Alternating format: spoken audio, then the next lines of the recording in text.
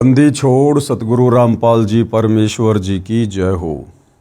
परम पिता परमात्मा सारी सृष्टि के रचनहार कुल मालिक असंख्य ब्रह्मांडों के स्वामी जगत गुरु तीनों लोकों में प्रवेश करके सबका धारण पोषण करने वाले राजाधिराज आत्माधार नाथों के नाथ देवों के देव महादेव सर्वेश्वर महेश्वर मृत्युंजय अजरो अमर आदि अनादि सनातनी प्रभु जगत पिता जगदीश्वर श्री श्री 1008 की उपाधि के वास्तविक अधिकारी अकाल मूरत शब्द स्वरूपी राम वासुदेव सर्वगतम ब्रह्म परम पूजे प्रथम पूजे परम संत परम पुरुष परम धनी परम दयालु सत्य कबीर हक्का कबीर अल्लाहु अकबर बाखबर अल्लाह ताला जगत के तारणहार जगत के मुक्तिदाता जगत के जगन्नाथ हारे के सहारे हिंदुओं के राम मुसलमानों के अल्लाह सिखों के वाहिगुरु ईसाइयों के मसीह दया के सागर दयानिधि करुणा के सागर करुणानिधि स्वयंभू परिभू संकट मोचन कष्ट हरण मंगल करण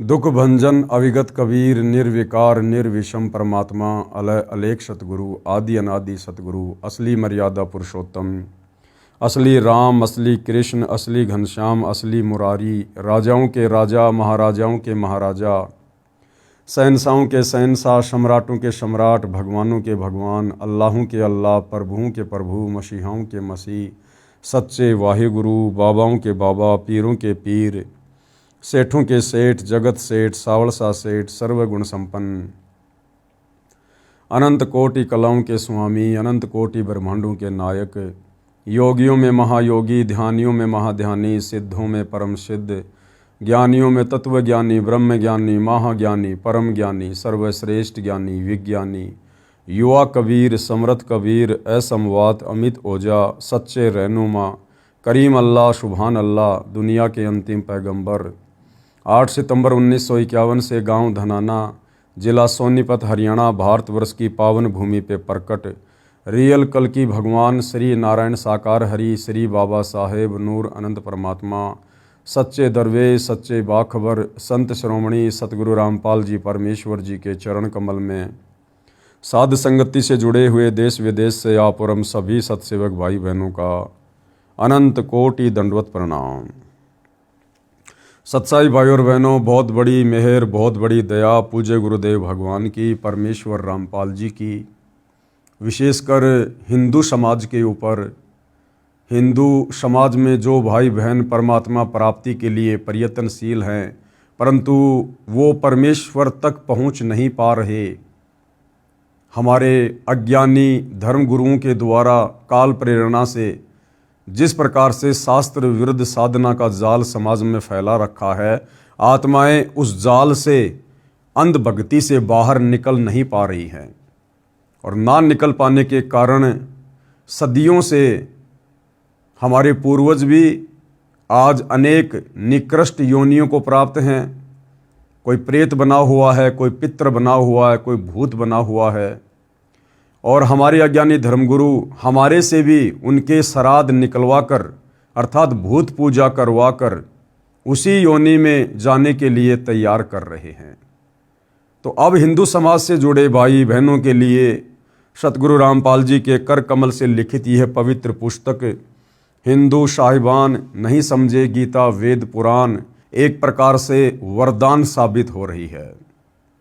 साथ में हम सतगुरु रामपाल जी के जितने भी फॉलोअर हैं भाई और बहनों, आप और हमने भी परमेश्वर के द्वारा लिखित इन पुस्तकों को बहुत ही गहनता से पढ़ना चाहिए, एक एक शब्द को ध्यानपूर्वक देखना चाहिए, क्योंकि हमारे जो अन्य भ्रमित भाई बहन हैं वो चाहे किसी भी धर्म से हो, हिंदू मुस्लिम सिख ईसाई जैनी यहूदी बौद्ध, जब कभी हमारी उनसे ज्ञान चर्चा होगी तो हम उनको उसी समय संतुष्ट कर पाएंगे, समझा पाएंगे जब हमें उन विषयों के विषय में जानकारी होगी। तो आप और हमने भी विशेष तौर पर गुरुदेव के द्वारा लिखित पुस्तकों को पढ़ना चाहिए, सुनना चाहिए। यदि वीडियो बन रहे हैं तो ध्यानपूर्वक वीडियो देखकर जानकारी प्राप्त करनी चाहिए। तो इसी कड़ी में आज इस पुस्तक पर हमारा ये 19वें नंबर का वीडियो है। प्रत्येक वीडियो में पूज्य गुरुदेव भगवान के आशीर्वाद से हमें अध्यात्म के विषय में कुछ न कुछ निष्कर्ष अवश्य मिलता है। भाइयों और बहनों, आज के इस एपिसोड में, इस वीडियो में हम जानेंगे कि ये जितने भी तीर्थ बने हैं, जितने भी धाम बने हुए हैं, बद्रीनाथ है, केदारनाथ है, अमरनाथ है, नैना देवी है, ज्वाला देवी है, यानी हिंदू धर्म में ज़्यादातर तीर्थ और धाम प्रचलन में हैं। अंध श्रद्धालु शास्त्र विरुद्ध साधना के तहत वहाँ पर जाते हैं, परंतु वहाँ जाने का उन्हें कोई फ़ायदा है या नहीं है, वो साधना शास्त्रों के अनुसार है या शास्त्रों के विरुद्ध है, या फिर हम भाई बहन हमारे अज्ञानी धर्म गुरुओं के द्वारा भ्रमित किए जाने से उन तीर्थों और धामों पर जाकर व्यर्थ में अपना समय और श्वासें ही बर्बाद कर रहे हैं। तो बहुत सारी बातें आज विशेषकर हिंदू समाज से जुड़े श्रद्धालुओं को जानने को मिलेंगी। तीर्थ तथा धाम क्या है? हिंदू समाज से जुड़े भाई ने प्रश्न किया कि तीर्थों धामों पर श्रद्धा से दर्शनार्थ तथा पूजा करने से हिंदू गुरुजन बहुत पुण्य बताते हैं। ये साधना लाभदायक है या नहीं, कृपया शास्त्रों के अनुसार बताएं। अब हिंदू समाज से जुड़े भाई बहनों को सतगुरु रामपाल जी के सत्संग सुनकर, उनके कर कमल से लिखित पुस्तकों को पढ़कर अध्यात्म के विषय में बहुत कुछ जानकारियां प्राप्त हो रही हैं। तो आगे से आगे उनकी जिज्ञासा बढ़ रही है। तो इसी जिज्ञासा के अंतर्गत हिंदू भाई ने सवाल किया कि जी ये हिंदू धर्म में विशेषकर जितने भी तीर्थ हैं, धाम हैं, हमारे गुरुजन कहते हैं कि वहाँ जाओगे तो तुम्हें पुण्य प्राप्त होगा, बहुत ज़्यादा लाभ प्राप्त होगा। तो वास्तव में वहाँ जाने से लाभ होगा या नहीं होगा, हमें थोड़ा परमाणु के साथ में समझाइए, जिस प्रकार से आपने पहले की सारी बातें परमाणु सहित बताई है। तो पूज्य गुरुदेव सतगुरु रामपाल जी ने क्या उत्तर दिया? तीर्थ या धाम वे पवित्र स्थान हैं जहाँ पर या तो किसी महापुरुष का जन्म हुआ था, या निर्वाण मतलब परलोकवास हुआ था, या किसी भगत ने साधना की थी, या कोई अन्य ऋषि या देवी देव की कथा से जुड़ी यादगारें हैं। विचार करें, पवित्र तीर्थ तथा पवित्र धाम तो यादगारें हैं कि यहाँ पर ऐसी घटना घटी थी ताकि उनका प्रमाण बना रहे। अब गुरुदेव भगवान हमें उदाहरण देकर समझा रहे हैं कि किस प्रकार से ये तीर्थ और धाम एक प्रकार से यादगारें हैं। क्या बता रहे हैं गुरुदेव? जैसे अमरनाथ धाम है, उसकी कथा सभी हिंदुओं को ज्ञान है कि उस एकांत स्थान पर श्री शिवजी ने अपनी पत्नी पार्वती जी को नाम दीक्षा दी थी, जिसका देवी जी जाप कर रही है, जिस मंत्र की साधना के प्रभाव से उनको अमरत्व प्राप्त हुआ। यानी अमरनाथ क्यों बना था? अमरनाथ वो जगह है जहाँ पर देवी पार्वती जी के पति श्री शंकर जी ने एकांत स्थान देखकर अपनी पत्नी पार्वती को अमर मंत्र दिए थे, उनको दीक्षा दी थी, और देवी जी को अमरत्व प्राप्त हुआ। अमरत्व का मतलब है जब तक श्री शंकर जी की उम्र है तब तक वो देवी पार्वती भी नहीं मरेगी, और जिस दिन श्री शंकर जी का समय पूरा हो जाएगा, उनका शरीर छूटने का समय होगा, उस वक्त देवी पार्वती का भी शरीर छूटेगा, अर्थात दोनों की मृत्यु होगी। वर्तमान में वह एक यादगार के अतिरिक्त कुछ भी नहीं है। अब वो जो अमरनाथ धाम है, अमरनाथ जगह है, वो केवल एक यादगार है ताकि आने वाले समय में कोई इन बातों को, इन कथाओं को झुठला ना दे कि नहीं नहीं जी किसने देखा था, ऐसा नहीं हुआ, ये तो सब कहा सुनी बातें हैं। तो वहाँ पर जाकर उनको बताया जा सकता है कि देखो जी, सदियों से ये जो यादगार है ये इसी बात का प्रमाण है कि यहाँ पर शंकर जी ने पार्वती जी को अमर मंत्र दिया था। वह प्रमाण है कि यहाँ पर वास्तव में देवी जी को श्री शिव भगवान ने अमर होने का मंत्र दिया था। यदि किसी को विश्वास नहीं हो रहा हो तो वहाँ जाकर देखकर भ्रम मिटा सकता है, परंतु कोई ये कहे कि उस स्थान के दर्शन करने तथा वहाँ दान धर्म करने से मुक्ति मिलेगी या भक्ति लाभ होगा, ऐसा कुछ भी नहीं है। अगर उस जगह पर बैठकर ही यदि हमें मुक्ति मिले, हमें लाभ मिले, तो फिर भगवान शंकर और पार्वती दोनों आजीवन वहीं बैठे रहते।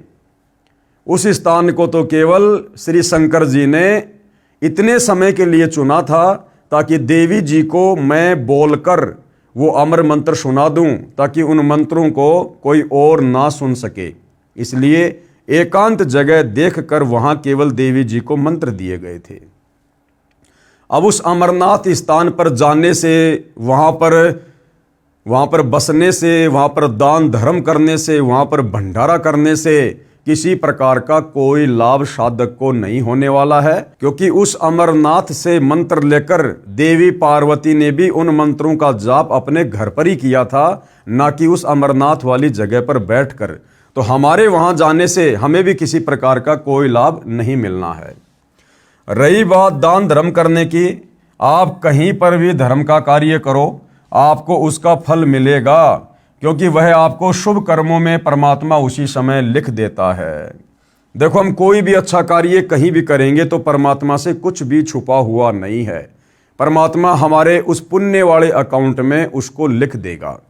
जैसे गुरुदेव हमें उदाहरण देकर बताते हैं कि जिस प्रकार कोई भी व्यक्ति कोई गलत कार्य करता है, किसी की हत्या करता है, और हत्या वो चाहे किसी भी एकांत जगह पर जाकर कर दे, परमात्मा ने वो सब देख लिया है और उसके बैड अकाउंट में, उसके पाप कर्मों में वो दोष लिख दिया है। तो इसी प्रकार शुभ कार्य, अच्छा कार्य, अच्छी भक्ति, शुभ भक्ति, सत भक्ति हम कहीं भी बैठकर करें, हमारा उसका जो लाभ है, जो परिणाम है, वो परमेश्वर हमारे खाते में लिख देता है। जैसे कोई व्यक्ति एकांत स्थान पर कोई हत्या या अन्य अपराध करता है तो उसके अशुभ कर्मों में लिखा जाता है, उसका फल उसे अवश्य मिलता है। इसलिए पुण्य का कार्य कहीं पर भी करो, उसका फल तो मिलेगा। पुण्य करने के लिए दूर स्थान तीर्थ पर जाना बुद्धिमता नहीं है। यही प्रश्न एक समय जिंदा साधु के रूप में मथुरा में प्रकट परमेश्वर कबीर जी से एक तीर्थ यात्री श्री धर्मदास सेठ द्वारा किया गया था, जो मथुरा तीर्थ पर स्नानार्थ तथा दान धर्म करने के लिए अपने गुरु रूपदास वैष्णव के बताए भक्ति कर्म को करने बांधवगढ़ नामक नगर, जो कि मध्य प्रदेश है, वहां से आया था।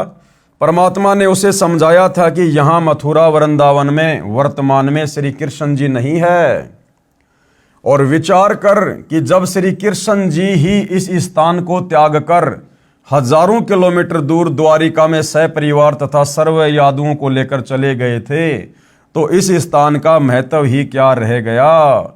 यह तो एक यादगार है, यादगार। यानी भोले श्रद्धालु मथुरा जाते हैं, वृंदावन जाते हैं कि वहाँ जाने से, स्नान करने से, भक्ति करने से हमें लाभ होगा, पुण्य होगा, बरकत मिलेगी, घर में सुख होगा। तो सतगुरु रामपाल जी समझाना चाहते हैं कि ए नादान हिंदू साहिबानों, कम से कम अपने इतिहास पर तो नज़र डालो। उस मथुरापुरी को जहाँ पर जाकर आप जी लाभ प्राप्त करने की चेष्टा कर रहे हो, अंत के दिनों में श्री कृष्ण जी ने दुखी होकर उस मथुरापुरी को त्याग दिया था और वहाँ से हजारों किलोमीटर दूर द्वारिका में जाकर रहने लगे थे। अपने जीवन के अंतिम दिन श्री कृष्ण जी ने द्वारिका में बिताए थे। अब बताओ, जिस मथुरा को श्री कृष्ण जी ने ही त्याग दिया था, अब वहाँ पर जाकर स्नान करने से, दान धर्म करने से या अन्य कोई धार्मिक क्रिया करने से भला तुम्हें कैसे लाभ होगा? नहीं हो सकता। ये तो एक यादगार है कि कभी श्री कृष्ण जी ने कुछ समय यहाँ बिताया था। कंस, केसी तथा चाणूर अन्यायियों को मारा था। परमात्मा ने कहा कि हे धर्मदास, आप गीता शास्त्र को साथ लिए हो, इसका रोजाना पाठ भी करते हो, इसमें कहीं वर्णन है कि तीर्थ जाया कर अर्जुन, बेड़ा पार हो जाएगा, क्या इस गीता जी में या चारों वेदों में कहीं लिखा हुआ है कि तीर्थों पर जाना चाहिए और तीर्थों पर जाने से भला हो जाएगा, बेड़ा पार हो जाएगा? नहीं, इसमें कहीं वर्णन है कि तीर्थ जाया कर अर्जुन, तेरा बेड़ा पार हो जाएगा। धर्मदास जी ने कहा, नहीं प्रभु, गीता में कहीं पर भी प्रभु का आदेश ऐसा नहीं लिखा है। परमेश्वर जी ने कहा कि गीता अध्याय 16 श्लोक 23 को पढ़, उसके अनुसार तो ये तीर्थ यात्रा शास्त्र में वर्णित न होने से व्यर्थ साधना है। क्योंकि गीता अध्याय 8 श्लोक नंबर 13 में ये काल ब्रह्म केवल एक ओम नाम की साधना करने का आदेश साधक को दे रहा है कि भैया मेरा तो केवल एक ओम नाम का जाप है, और जो शरीर छूटने तक, अंतिम श्वास तक इस मंत्र का जाप करता है वो मेरी वाली परम गति को प्राप्त करता है। और इस ब्रह्म से मिलने वाली परम गति क्या है? इसके ब्रह्मलोक में साधक चला जाता है, और ब्रह्मलोक पर्यंत सारे लोग पुनरावर्ती में हैं। यानी इस ब्रह्म, इस काल के ब्रह्मलोक में जो कि ये गीता जी का ज्ञान दे रहा है, श्री कृष्ण जी के शरीर में प्रवेश करके ये ब्रह्मलोक में रहता है। और इसके ब्रह्मलोक में गया हुआ साधक भी अपनी भक्ति कमाई को खर्च करके पुनः संसार में लौटकर आता है, अन्य सभी योनियों को प्राप्त करता है, नरक में भी जाता है, 84 लाख योनियों में भी जाता है। उसके बाद यही काल ब्रह्म गीता अध्याय 15 श्लोक नंबर 17 में अपने से अन्य किसी सर्वश्रेष्ठ परमात्मा की भक्ति साधना करने की सलाह दे रहा है कि उत्तम पुरुष तु अन्य परमात्मा इति उदाहरते, कि सर्वश्रेष्ठ परमात्मा तो वो है जो तीनों लोकों में प्रवेश करके सबका धारण पोषण करता है, और अर्जुन उसी की भक्ति करनी चाहिए। अपने तमाम धार्मिक अनुष्ठानों में उसी को इष्ट मानकर भक्ति करनी चाहिए। गीता जी में किसी तीर्थ पर जाना, किसी धाम पर जाना, या किसी मेले में जाना, किसी बाबा जी की समाधि पे जाना, ऐसा कुछ भी कहीं भी कोई आदेश नहीं है। तो गीता जी के अध्याय 16 श्लोक नंबर 23 के अनुसार ये शास्त्र विधि को त्याग कर मनमाना आचरण होने के कारण साधक को इस प्रकार की साधनाओं से किसी प्रकार का कोई लाभ नहीं मिलता है। यदि आपके ज्ञानहीन गुरुओं की माने कि तीर्थ पर जाने से पुण्य लगता है, फिर पुण्य तो एक लगा और पाप लगे करोड़ों अरबों। अब परमात्मा धर्मदास जी को समझा रहे हैं कि धर्मदास, मान लो आपके उन तत्व ज्ञानहीन गुरुओं ने, जिनको स्वयं शास्त्रों का ज्ञान नहीं, भक्ति का ज्ञान नहीं, और उन्होंने कहा सुनी बातों के आधार से आपको कह दिया कि धर्मदास आप मथुरा जाओ और आपको पुण्य मिलेगा। तो धर्मदास विचार कर, तू जहाँ से चलकर आया है तकरीबन 500-700 किलोमीटर से इस तीर्थ पर नहाने के लिए मथुरा में, तो तेरे को पुण्य मिलेगा एक, लेकिन इस पुण्य को करने के चक्कर में तूने पाप कर दिए अरबों खरबों। धर्मदास ने कहा कि भगवान वो कैसे?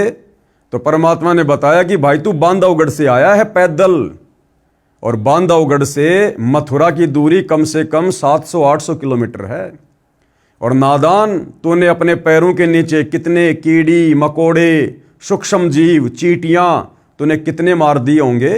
बोला जी गिनती नहीं है, क्योंकि परमात्मा की वाणी है, भाई पृथ्वी ऊपर पग जो धारे, करोड़ जीव एक दिन में मारे। एक व्यक्ति जो सुबह अपनी रोजी रोटी के लिए घर से बाहर निकलता है, चाहे पैदल जाता है, चाहे साइकिल पर, चाहे मोटरसाइकिल पर, चाहे बस में, चाहे खुद की कार में, और शाम को अपना काम धंधा करके जब वो वापस घर पर लौटता है, वो व्यक्ति करोड़ों जीवों की हत्या करता है, करोड़ों जीवों की। उसकी गाड़ी की टक्कर से कितने सूक्ष्म जीव मर जाते हैं, उसकी गाड़ी के टायरों के नीचे कितने कीड़े मकोड़े मर जाते हैं। तो एक व्यक्ति रोजाना करोड़ों जीवों की हत्या करता है। तो इस काल के विधान अनुसार वो करोड़ों पाप कर्म भी उसी जीव के बैड अकाउंट में लिख दिए जाते हैं, उसके अशुभ कर्मों में लिख दिए जाते हैं।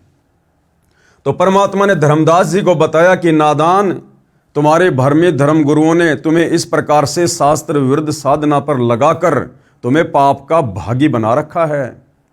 तेरे को बांधवगढ़ से मथुरा आने का पुण्य तो केवल एक मिलेगा, अगर तुम मानता है तो। वैसे तो पुण्य मिलेगा नहीं, क्योंकि जो आपकी ये साधना है ये शास्त्र विरुद्ध है।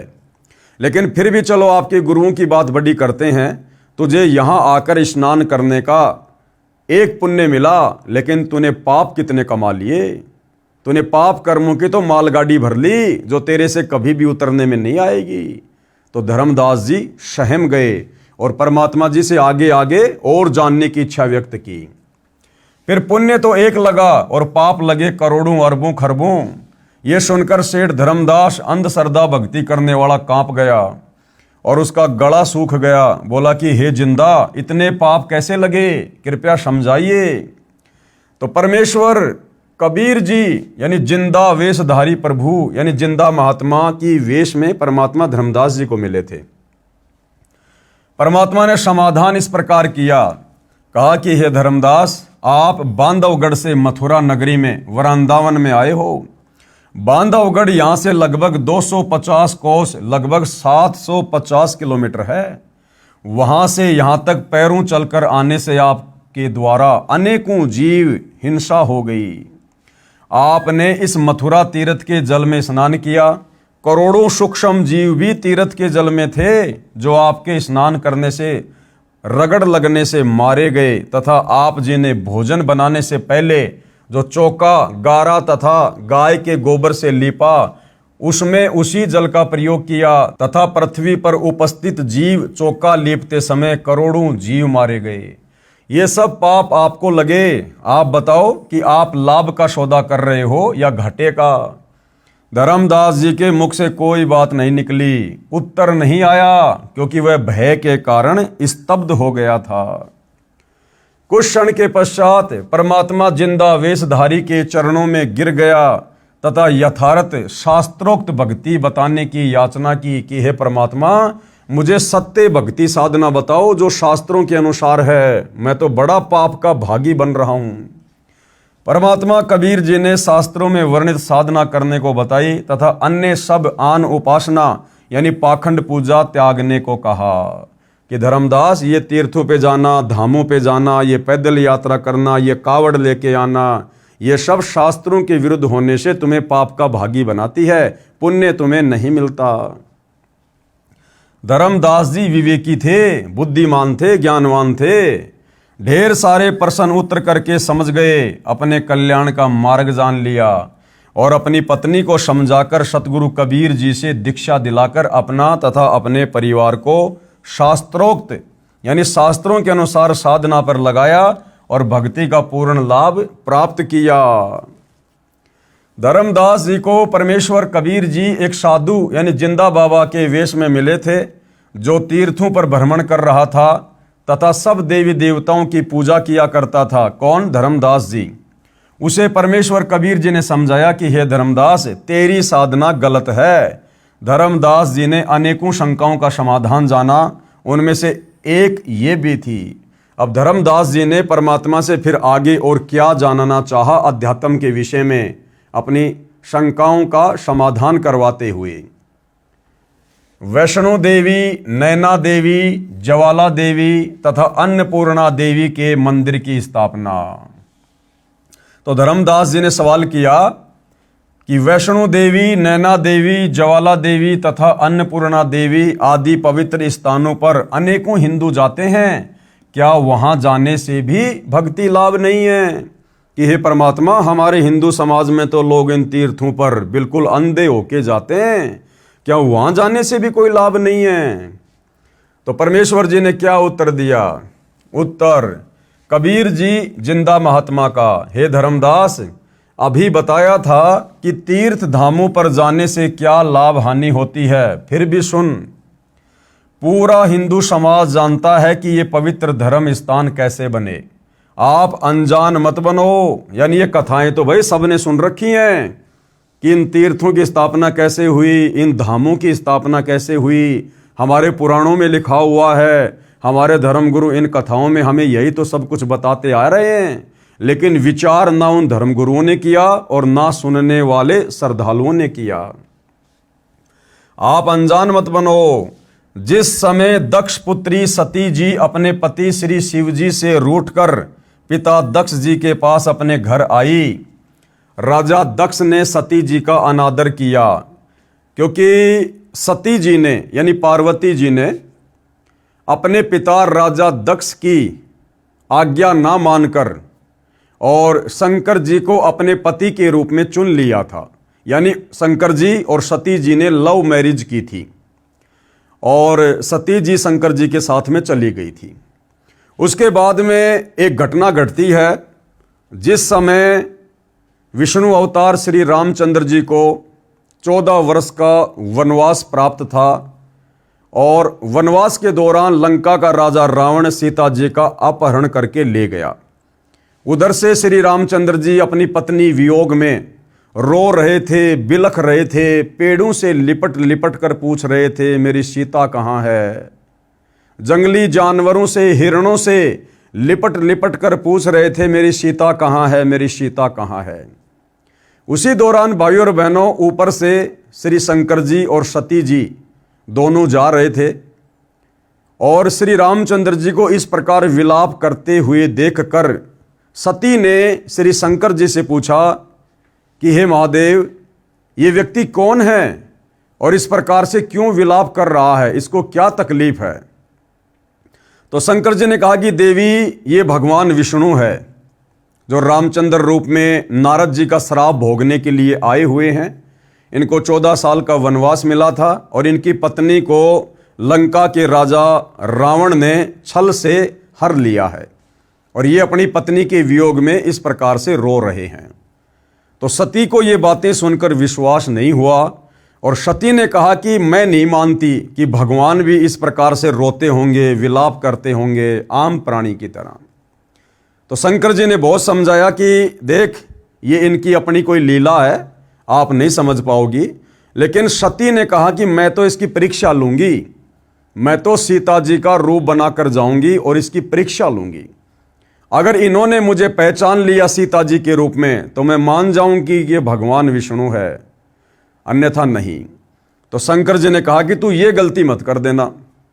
देख, भगवान विष्णु मेरा बड़ा भाई है और उस नाते श्री रामचंद्र जी की पत्नी सीता वो मेरी भाभी है, मेरी माँ समान है वो। और अगर तूने मेरी माँ का रूप बना लिया, मेरी भाभी का रूप बना लिया सीता का, फिर तू मेरे योग्य नहीं रहेगी, मैं तुझे पत्नी रूप में स्वीकार नहीं करूंगा। तो उस समय तो सती जी ने कह दिया कि ठीक है जी, नहीं लूंगी परीक्षा। लेकिन मन में वही बात, काल प्रेरणा, ये काल इसी प्रकार से घर घर में झगड़े रखवाता है, चाहे आप और हमारे घर में हो, चाहे ब्रह्मा विष्णु महेश के घर में हो। दोनों चले जाते हैं। श्री शंकर जी अपने कार्य के लिए अपने कार्य स्थल पर चले गए। पीछे से सती जी के मन में काल ने फिर से प्रेरणा उठाई कि उसकी परीक्षा लेनी चाहिए, शंकर जी को क्या पता चलेगा। और पार्वती जी यानी सती जी सीता जी का रूप धारण करके जंगल में रोते बिलखते श्री रामचंद्र जी के सामने जाकर उपस्थित हो जाती है। उधर से रामचंद्र जी की बुद्धि इस काल ने ऑन कर दी, क्योंकि गीता जी में यह काल कह रहा है अर्जुन को कि अर्जुन, बलवानों का बल और बुद्धिमानों की बुद्धि मेरे हाथ में है, चाहूं जिसका रिमोट ऑन कर दूं। तो उसी समय श्री रामचंद्र जी की इस काल ने, इस ब्रह्म ने, गीता का ज्ञान देने वाले भगवान ने बुद्धि ऑन कर दी और रामचंद्र जी ने तुरंत पहचान लिया और कहा कि हे दक्ष पुत्री माया, भगवान शंकर को कहां छोड़ के आ गई। अब इतना सुनते ही सती जी तो बिल्कुल ठंडी हो गई कि भाई इसने तो मुझे पहचान लिया, ये तो वास्तव में भगवान विष्णु है। तो उसने कहा जी मैं तो आपकी परीक्षा लेने आई थी, मुझे विश्वास नहीं हो रहा था। इतना कह के वो तो वहां से चली गई। अब उधर से भाइयों और बहनों, इस काल ने शंकर जी के मन में प्रेरणा कर दी कि तेरी पत्नी तेरी आज्ञा के विरुद्ध सीता का रूप बनाकर श्री रामचंद्र जी की परीक्षा लेके आई है। शाम को आते ही श्री शंकर जी ने पार्वती जी से पूछा कि आप गई? उसने मना कर दिया जी मैं नहीं गई। शंकर जी ने और थोड़ा सा दबाव दिया तो उसने कहा जी हाँ मैं गई थी, सीता का रूप बना के परीक्षा लेके आई थी और आप जी बिल्कुल सही कह रहे थे, वो तो विष्णु जी के अवतार रामचंद्र जी हैं, उन्होंने मुझे तुरंत पहचान लिया। उसके बाद श्री शंकर जी ने पार्वती जी से नाराज होकर पति पत्नी संबंध बनाने छोड़ दिए कि तूने मेरी माँ का रूप बनाया है, मैं तुझे अब इस शरीर में बिल्कुल भी स्वीकार नहीं करूंगा। काफी दिन हो गए, शंकर जी ने शारीरिक संबंध नहीं बनाए, पति पत्नी व्यवहार नहीं किया, बात भी नहीं करते थे। इस बात से दुखी होकर सती जी ने सोचा कि पति है थोड़ा नाराज है, चलो कुछ दिन मैं माता पिता के घर होकर आती हूं। ये सोचकर अपने पिता दक्ष के घर पर चली गई। उधर राजा दक्ष ने एक हवन यज्ञ शुरू करवा रखा था। कौन सा हवन यज्ञ? शास्त्र विधि को त्याग कर मनमाना आचरण। बड़ा सा जमीन में गड्ढा खोदकर लकड़ियां डालकर ऊपर से पंडित लोग घी के लोटे डाल रहे थे, स्वाहा स्वाहा, जिसको हम हवन कहते हैं। इस प्रकार से हवन यज्ञ का विधान ना गीता जी में है ना चारों वेदों में है। तो वहां पर हवन यज्ञ चल रहा था और वहां जाकर सती जी ने देखा कि मेरे पिताजी ने मेरी सभी बहनों के पतियों का भाग निकाल रखा है, सबके बैठने के लिए व्यवस्था कर रखी है, परंतु मेरे पति शंकर जी का कहीं कोई हिस्सा नहीं है। उसने अपने पिता दक्ष से पूछा तो दक्ष ने कहा कि पहले ये बता, तेरे को यहां पर बुलाया किसने, तू आई क्यों यहां पर? यह बात सुनकर सती नाराज हो जाती है और उसने नाराजगी जाहिर करते हुए काल प्रेरणा से ये सोचकर कि उधर से मेरा पति नाराज है, वो मुझे स्वीकार नहीं कर रहा, इधर से मेरा पिता भी सीधे मुंह मेरे से बात नहीं कर रहा, तो काल प्रेरणा से दुखी मन से सती ने उसी हवन कुंड में छलांग लगा दी और जल कर मर गई। अब ये सूचना प्राप्त करके शंकर जी बड़े क्रोधित हुए और उन्होंने एक शक्ति प्रकट की जिसको कालभद्र कहते हैं, और बहुत सारी सेना देकर उसको भेज दिया कि राजा दक्ष की गर्दन काट दो। अब भाई और बहनों, वहां पर कालभद्र चला जाता है और वहां पर नरसंहार करता है, राजा दक्ष का भी शीश काट देता है। बाद में देवी देवताओं की प्रार्थना पर फिर बकरे का मुंह राजा दक्ष को लगाया जाता है और उधर से शंकर जी भी वहां चले जाते हैं और शंकर जी अपनी पत्नी पार्वती को, जो कि हवन कुंड में छलांग लगाकर जल गई थी, वो जितना भी उसका शरीर बचा हुआ था, अध जला था, उसको लेकर हजारों वर्षों तक अपनी पत्नी के मोह में, प्रेम में रोते रहे, बिलखते रहे, चिल्लाते रहे, उस कंकाल को अपनी पत्नी मानकर। क्योंकि भाई और बहनों, ये त्रिगुणमयी माया है। गीता ज्ञानदाता ने अध्याय 7 श्लोक नंबर 12 में ब्रह्मा विष्णु महेश को त्रिगुणमयी माया का नाम दिया है। ये तीनों देवता एक एक गुण से युक्त हैं। श्री ब्रह्मा जी रजोगुण से युक्त हैं, विष्णु जी सतोगुण से युक्त हैं, शंकर जी तमोगुण से युक्त हैं, और साथ में अन्य माया भी इनके ऊपर इसी प्रकार से छाई रहती है। यानी श्री ब्रह्मा जी खुद तो रजोगुण से युक्त हैं ही हैं, साथ में विष्णु के सतोगुण और शंकर जी के तमोगुण से भी युक्त हैं। इसी प्रकार विष्णु जी में खुद का तो सतोगुण है ही है, साथ में ब्रह्मा जी का रजोगुण और शंकर जी का तमोगुण भी उनमें समाया हुआ है। ठीक इसी प्रकार श्री शंकर जी खुद तो तमोगुणी हैं ही हैं, साथ में ब्रह्मा जी का रजोगुण और विष्णु जी का सतोगुण भी उनमें पैरालल है, बराबर है, और ये भी तीनों गुणों के प्रभाव से प्रभावित रहते हैं। तो श्री शंकर जी ने इस प्रकार से मोह में अपनी पत्नी के अध जले शरीर को अपने सीने से चिपकाकर, और पुराण में लिखा है 10,000 वर्षों तक वो घूमते रहे, रोते रहे, हाय सती हाय सती हाय सती। जिस प्रकार बंदरिया का बच्चा मर जाता है और बंदरिया अपने पुत्र मोह में, संतान मोह में उस मरे हुए बच्चे को छाती से लिपटा कर घूमती रहती है, यही हाल भगवान शंकर का हो गया। अब भाइयों और बहनों, काफ़ी समय बाद में जब देवी देवताओं ने देखा भैया ऐसे तो बात नहीं बनेगी, तो काल प्रेरणा से फिर भगवान विष्णु को प्रेरित किया गया कि किसी भी प्रकार से इसके शरीर से चिपटी हुई सती जी की जो देह है, जो कंकाल है, इसको शंकर जी से दूर किया जाए। तो काल ने प्रेरणा की विष्णु जी में, और उधर से भाइयों और बहनों, काल के हर कार्य में, क्योंकि काल हर कार्य करता है इस भक्ति के विधान को बिगाड़ने के लिए, लेकिन परमात्मा कबीर देव परम अक्षर ब्रह्म उसी काल के कार्यों के माध्यम से उस भक्ति के विधान को संवारने का कार्य भी करते हैं। तो परमेश्वर कबीर जी की प्रेरणा कह लीजिए या फिर काल की प्रेरणा कह लीजिए, विष्णु जी ने अपने सुदर्शन चक्कर से सती के कंकाल के अनेकों टुकड़े किए और उसके शरीर के जो जो टुकड़े जहां जहां जाकर गिरे वहां पर तीर्थों की स्थापना हो गई, वहां पर धाम पूजा शुरू हो गई। अब भाइयों और बहनों, परमात्मा कबीर जी ने ये प्रेरणा इसलिए की ताकि आने वाले समय में ये घटनाएं घटित हुई थी, कोई इनको झुटला ना दे। और जिस समय ये घटना घटित हुई थी सती वाली, दक्ष वाली, उस समय भाइयों और बहनों भक्ति युग नहीं था, वो मोक्ष का प्राइम टाइम नहीं था। मोक्ष का प्राइम टाइम तो ये वक्त है जिसमें आज और हम पैदा हैं, कलयुग की बिचली पीढ़ी। तो परमात्मा ने हम आत्माओं को किसी न किसी तरह से, भले वो शास्त्र विरुद्ध साधनाएं थी, आप और हमें भक्ति से जोड़ के रखना था, आप और हमें भक्ति भाव से, धार्मिकता से जोड़ के रखना था, अन्यथा हम नास्तिक हो जाते, नास्तिक। और आज जब परमेश्वर पृथ्वी पर प्रकट हैं तो हम उनकी एक भी बात ना मानते, एक भी बात। तो इसके बहुत सारे रीजन होते हैं, समय आने पर हम सबको धीरे धीरे समझ में आने लगते हैं। तो कहने का मतलब है, धर्मदास जी को कबीर परमात्मा जिंदा महात्मा के रूप में ये कथा सुना रहे हैं, राजा दक्ष और पार्वती वाली, शंकर जी और पार्वती वाली।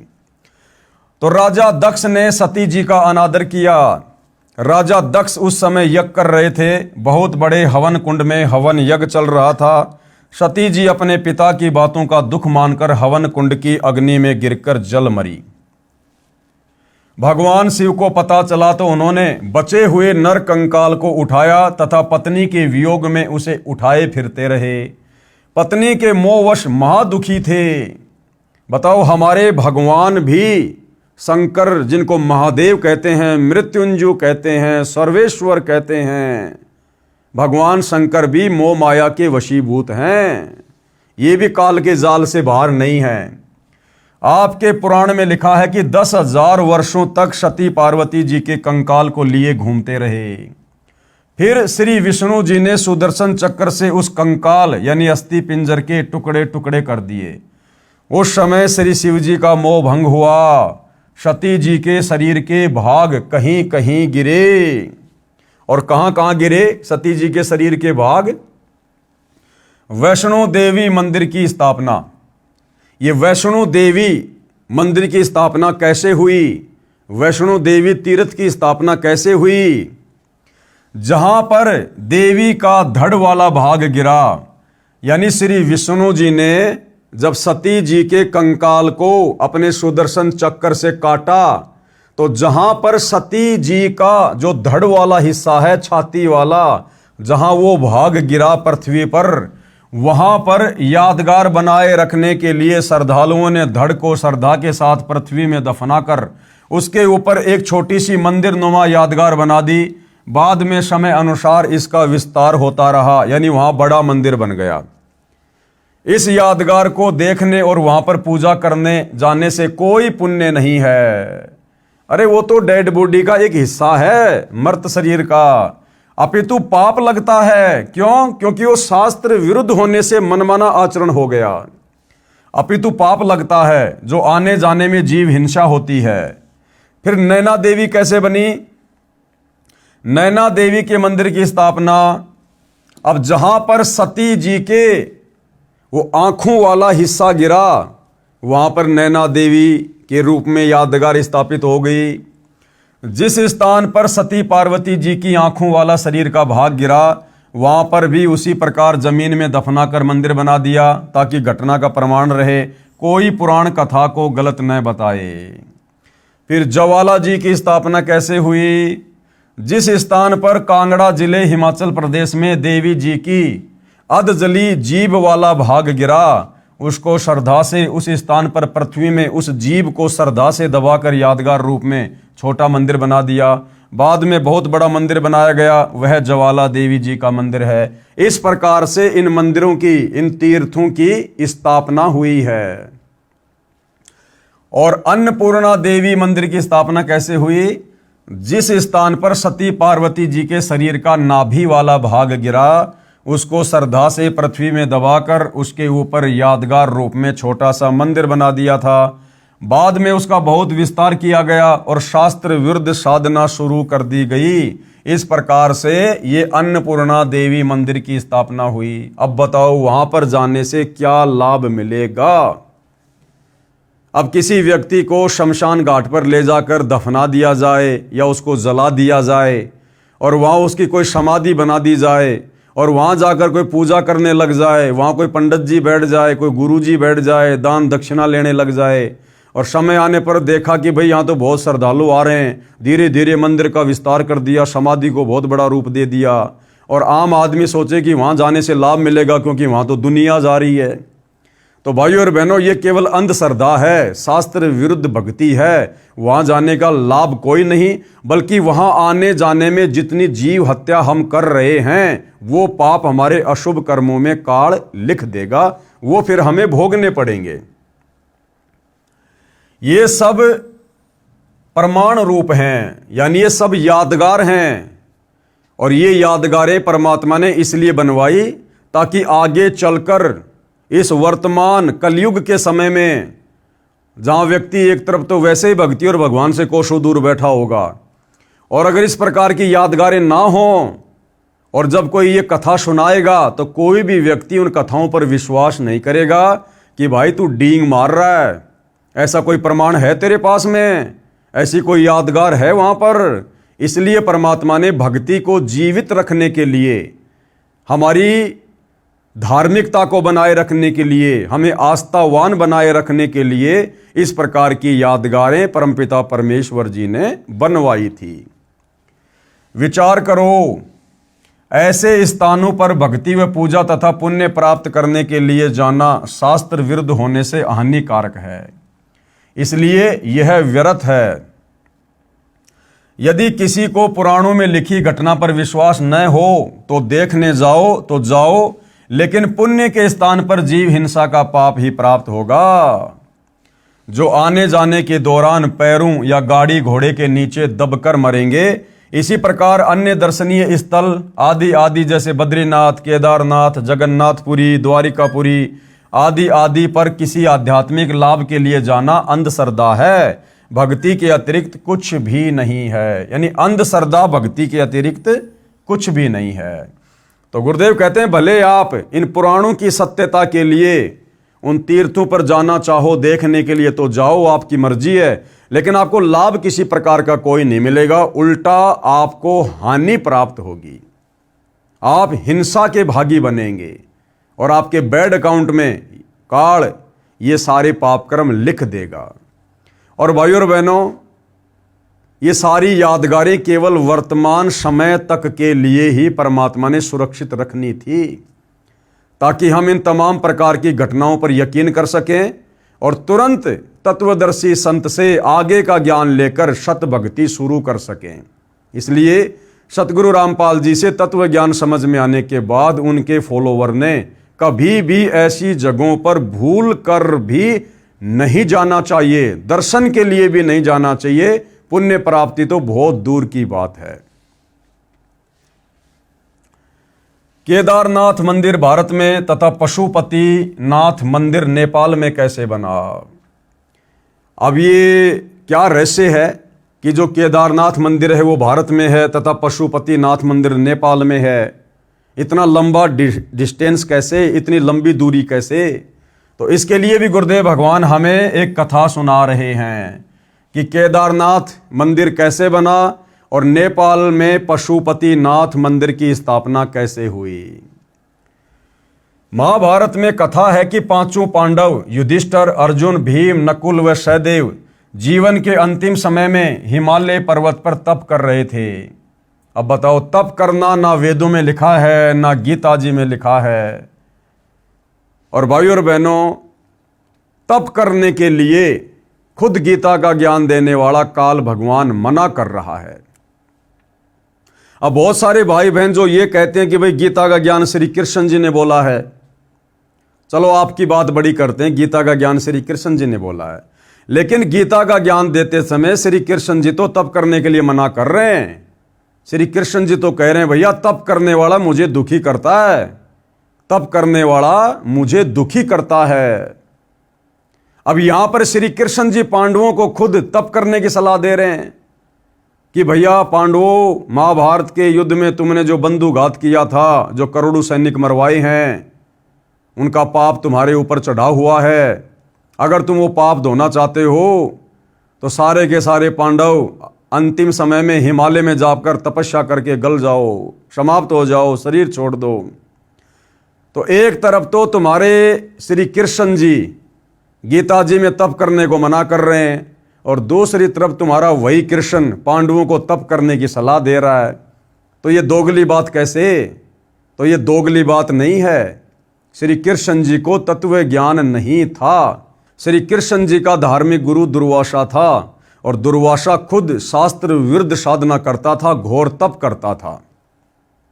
और महाभारत में अर्जुन को जो ज्ञान दिया गया था वो श्री कृष्ण जी के शरीर में प्रेत की तरह प्रवेश करके इस काल ब्रह्म ने दिया था।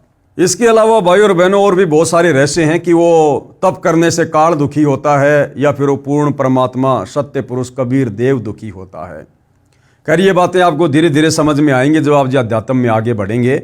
लेकिन कहने का मतलब ये है, यदि हिंदू श्रद्धालुओं के अनुसार गीता जी का ज्ञान श्री कृष्ण जी ने बोला था, तो भैया श्री कृष्ण जी तो गीता जी में तप करने वालों को ये कह रहे हैं कि उनको तो मैं आसुर योनियों में डालूंगा, नरक में डालूंगा जो तप करते हैं, क्योंकि तप करने वाले शरीर में विराजमान मुझ परमात्मा को भी दुखी करते हैं, वो कृष्ण करते हैं। तो दूसरी तरफ फिर श्री कृष्ण जी पांडवों को तप करने की सलाह क्यों दे रहे हैं? हिमालय में जाकर। अर्थात गीता जी का ज्ञान श्री कृष्ण जी ने नहीं बल्कि श्री कृष्ण जी के शरीर में प्रेत की तरह प्रवेश करके इस काल ब्रह्म ने दिया था। तो ये जो तप करने का विधान है ये शास्त्रों के विरुद्ध है। एक दिन सदाशिव यानी काल ब्रह्म ने दुधारू भैंस का रूप बनाया।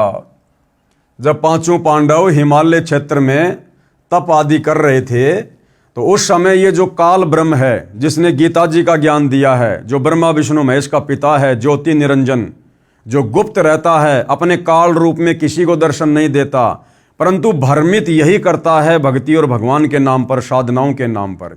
सारी शास्त्र विरुद्ध साधना यही करवाता है आप और हम जीवों को अपने षड्यंत्र में फांसे रखने के लिए, क्योंकि ये नहीं चाहता कि कोई भी प्राणी सत्य साधना करके तत्वदर्शी संत की शरण ग्रहण करके मेरे जाल से बाहर निकल जाए। क्यों? क्योंकि इसको प्रतिदिन 1 लाख स्त्री पुरुष खाने का श्राप लगा हुआ है। इसलिए ये किसी को भी सत्य साधना वाला मार्ग नहीं पता होने देता है। तो जब पांचों पांडव वहां पर थे तो उसी समय इस काल ब्रह्म ने, सदाशिव ने, ज्योति निरंजन ने, ब्रह्मा विष्णु महेश के पिता ने एक दूध वाली भैंस का रूप बनाया और उस क्षेत्र में घूमने लगा। भीम दूध प्राप्ति के मकसद से उसे पकड़ने के लिए दौड़ा तो भैंस पृथ्वी में समाने लगी। भीम ने भैंस का पिछला भाग मजबूती से पकड़ लिया, जो पृथ्वी से बाहर शेष था वह पत्थर का हो गया। जो भैंस का पिछला हिस्सा था वो कुछ देर बाद वो पत्थर का बन गया और बाहर ही रह गया। वह केदारनाथ बना। भैंस के शरीर के अन्य भाग जैसे अगले पैर, पिछले पैर आदि आदि जहां जहां निकले वहां पर अन्य केदार बने। ऐसे ऐसे 7 केदार हिमालय में बने। उस भैंस का सिर वाला भाग काठमांडू में निकला जिसको पशुपति कहा गया।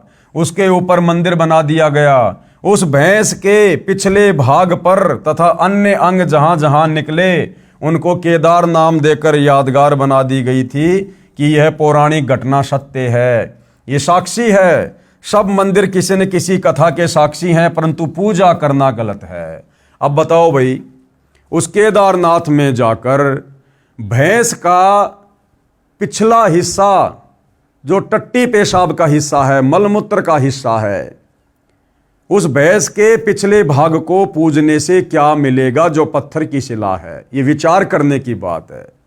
अरे पूजना तो हमने परमात्मा को है जो परम सुखदायक है। हमने भैंस का पीछे का मलमूत्र का हिस्सा थोड़े ना पूजना है। उस पत्थर को वहां जाकर पूजने से अगर लाभ मिलता है तो अपने घर पर जिंदा भैंस का पिछला हिस्सा पूज लो भाई, घर बैठे लाभ हो जाएगा। परंतु ये साधना इस काल के द्वारा हम आत्माओं को भक्ति मार्ग से भटकाने के लिए शुरू करवाई गई थी और शास्त्र विरुद्ध होने के कारण इस प्रकार की ओछी आदि अधूरी घटिया साधनाओं का साधक को किसी प्रकार से कोई लाभ प्राप्त नहीं होता, उल्टा वहां जाकर वो पाप का भागी बनता है। उसके बाद क्या कह रहे हैं गुरुदेव, लगभग 100 वर्ष पहले केदारनाथ पर अधिक वर्षा के कारण दलदल अधिक हो गई थी। लगभग 60 वर्ष तक वहां कोई पूजा आरती नहीं की गई, न कोई दर्शन करने गया था। बाद में 30-40 वर्ष से दोबारा से दर्शनार्थी जाने लगे। सन 2012 में केदारनाथ धाम के दर्शनार्थ व पूजार्थ गए लाखों व्यक्ति बाढ़ में बह गए। अब बताओ भाइयों और बहनों, क्या वहां परमात्मा बैठा था, भगवान शंकर बैठा था? अगर वहां भगवान शंकर बैठे होते तो क्या भगवान शंकर अपनी पूजा के लिए वहां आने वाले भक्तों की रक्षा नहीं करता? क्या उस घटना को भगवान शंकर टाल नहीं सकता था? क्या भगवान शंकर में इतनी भी पावर नहीं है, इतनी भी शक्ति नहीं है जो अपने भक्तों की रक्षा कर सके? लेकिन भाइयों और बहनों, ये शास्त्र विरुद्ध साधना है और इस प्रकार की शास्त्र विरुद्ध साधना से भगवान शंकर भी नाराज होता है। इसलिए कई हजारों की संख्या में वहां पर श्रद्धालु मारे गए। परिवार के परिवार अंधश्रद्धा भक्ति करने वाले मारे गए। यदि ये साधना पवित्र गीता में वर्णित होती तो वहां जाने वाले श्रद्धालु मर भी जाते तो भी पुण्यों के साथ परमात्मा के दरबार में जाते, परंतु शास्त्र विरुद्ध भक्ति करते हुए ऐसे मरते हैं तो व्यर्थ जीवन गया। तीर्थ तथा धाम की अन्य जानकारी। अब ये तो भाइयों और बहनों मोटे मोटे धाम थे, मोटे मोटे तीर्थ थे, केदारनाथ, बद्रीनाथ, अमरनाथ, पशुपतिनाथ। इसके अलावा भी और बहुत सारे तीर्थ हमारे भारत देश में हैं, जहाँ पर प्रतिवर्ष लाखों की संख्या में अंध श्रद्धालु पुण्य प्राप्त करने के लिए या वर्तमान में तो बहुत सारे भाई बहन खाली पिकनिक मनाने के लिए घूमने फिरने की दृष्टि से भी जाते हैं। तो वहाँ जाने से उनको लाभ होता है या नहीं होता है? वो साधना शास्त्रों के अनुकूल है या शास्त्रों के विरुद्ध है? और वो तीर्थ कौन कौन से हैं, कहाँ कहाँ हैं और कैसे उन तीर्थों की स्थापना हुई? जब हम उनके विषय में जानेंगे तो भाइयों और बहनों, वहाँ जाने का शौपन में भी हमारा मन नहीं करेगा। उन तीर्थों पर जाने का शौपन में भी हमारा मन नहीं करेगा जिन तीर्थों पर आध्यात्मिक अज्ञानता के चलते हमारे नादान धर्मगुरुओं द्वारा भ्रमित किए जाने के कारण लाखों श्रद्धालु प्रतिवर्ष जाते हैं और सैकड़ों की संख्या में तो आते जाते समय रास्ते में एक्सीडेंट में मर जाते हैं। क्यों? क्योंकि हम हिंदू भाई बहनों को अपने धर्म ग्रंथों में लिखी उन तीर्थों के विषय में जो सत्यता है अभी उसका ज्ञान नहीं है। हम केवल भेड़ चाल में चल रहे हैं, हम देखा देखी को ज्यादा महत्व देते हैं। और जब हमें सत्यता का पता चलेगा कि उन तीर्थों की स्थापना कैसे हुई, कैसे कैसे घटिया कर्म वहां किए गए जिस कारण से वो तीर्थ कहलाए, अब यदि हम वहां लाभ प्राप्ति के लिए जाएंगे तो हमारे से बड़ा मूर्ख फिर कोई नहीं कहलाएगा। तो हकीकत क्या है जो हमारे पुराणों में वर्णित है? तीर्थ तथा धाम की अन्य जानकारी। किसी साधक ऋषि ने किसी स्थान या जलाशय पर बैठकर साधना की या अपनी आध्यात्मिक शक्ति का कोई प्रदर्शन किया, वह अपनी भक्ति कमाई करके साथ ले गया तथा अपने इष्ट लोक को प्राप्त हुआ। उस साधना स्थल का बाद में तीर्थ या धाम नाम पड़ गया। अब कोई उस जगह को देखने जाए कि यहाँ कोई साधक रहा करता था, कि यहाँ कोई बहुत बड़ा भगत रहा करता था, पहले उसने बहुतों का कल्याण किया। अब न तो वहाँ संत जी है जो उपदेश दे, वह तो अपनी कमाई करके चला गया शरीर छोड़ के। विचार करें, कृपया तीर्थ व धाम को हमाम दस्ता जाने। हमाम दस्ता क्या होता है? एक लोहे का उखड़ होता है, एक छोटा सा लोहे का मूसल होता है और कोई भी चीज़ उसमें कूटी जाती है, उसको हमाम दस्ता कहते हैं। 1 फुट का लोहे का गोल पात्र लगभग 9 इंच परिधि का उखड़ जैसा होता है तथा 1.5 फुट लंबा तथा 2 इंच परिधि का गोल लोहे का डंडा सा मूसल जैसा होता है, जो सामग्री व दवाइयां आदि कूटने के काम आता है। उसको कहते हैं हमाम दस्ता। एक व्यक्ति अपने पड़ोसी का हमाम दस्ता मांग कर लाया। उसने हवन की सामग्री कूटी तथा मांझ धोकर लौटा दिया। जिस कमरे में हमाम दस्ता रखा था उस कमरे में सुगंध आने लगी। घर के सदस्यों ने देखा कि यह सुगंध कहाँ से आ रही है, तो पता चला कि हमाम दस्ते से आ रही है। वे समझ गए कि पड़ोसी ले गया था, उसने कोई सुगंध युक्त वस्तु कूटी है। कुछ दिन बाद वह सुगंध भी आनी बंद हो गई। ठीक इसी प्रकार ये तीर्थ हैं भाइयों और बहनों। उस जगह पर जहां आज तीर्थ बने हुए हैं, किसी भगत ने, किसी साधक ने, किसी ऋषि ने, जैसा भी उसको ज्ञान प्राप्त था, उसने वो साधना की थी, वो भक्ति की थी। और जब उसका शरीर छूटा तो उसके बाद अपनी भक्ति कमाई को लेकर वो अपने इष्ट के धाम में चला गया, जहां तक कि उसने साधना की थी। अब वो तो अपनी सारी भक्ति कमाई लेकर चला गया। अब वहां जाने से आप और हमें क्या मिलेगा? वहां तो केवल उस हमाम दस्ते की तरह कुछ दिन के लिए वो सुगंध है।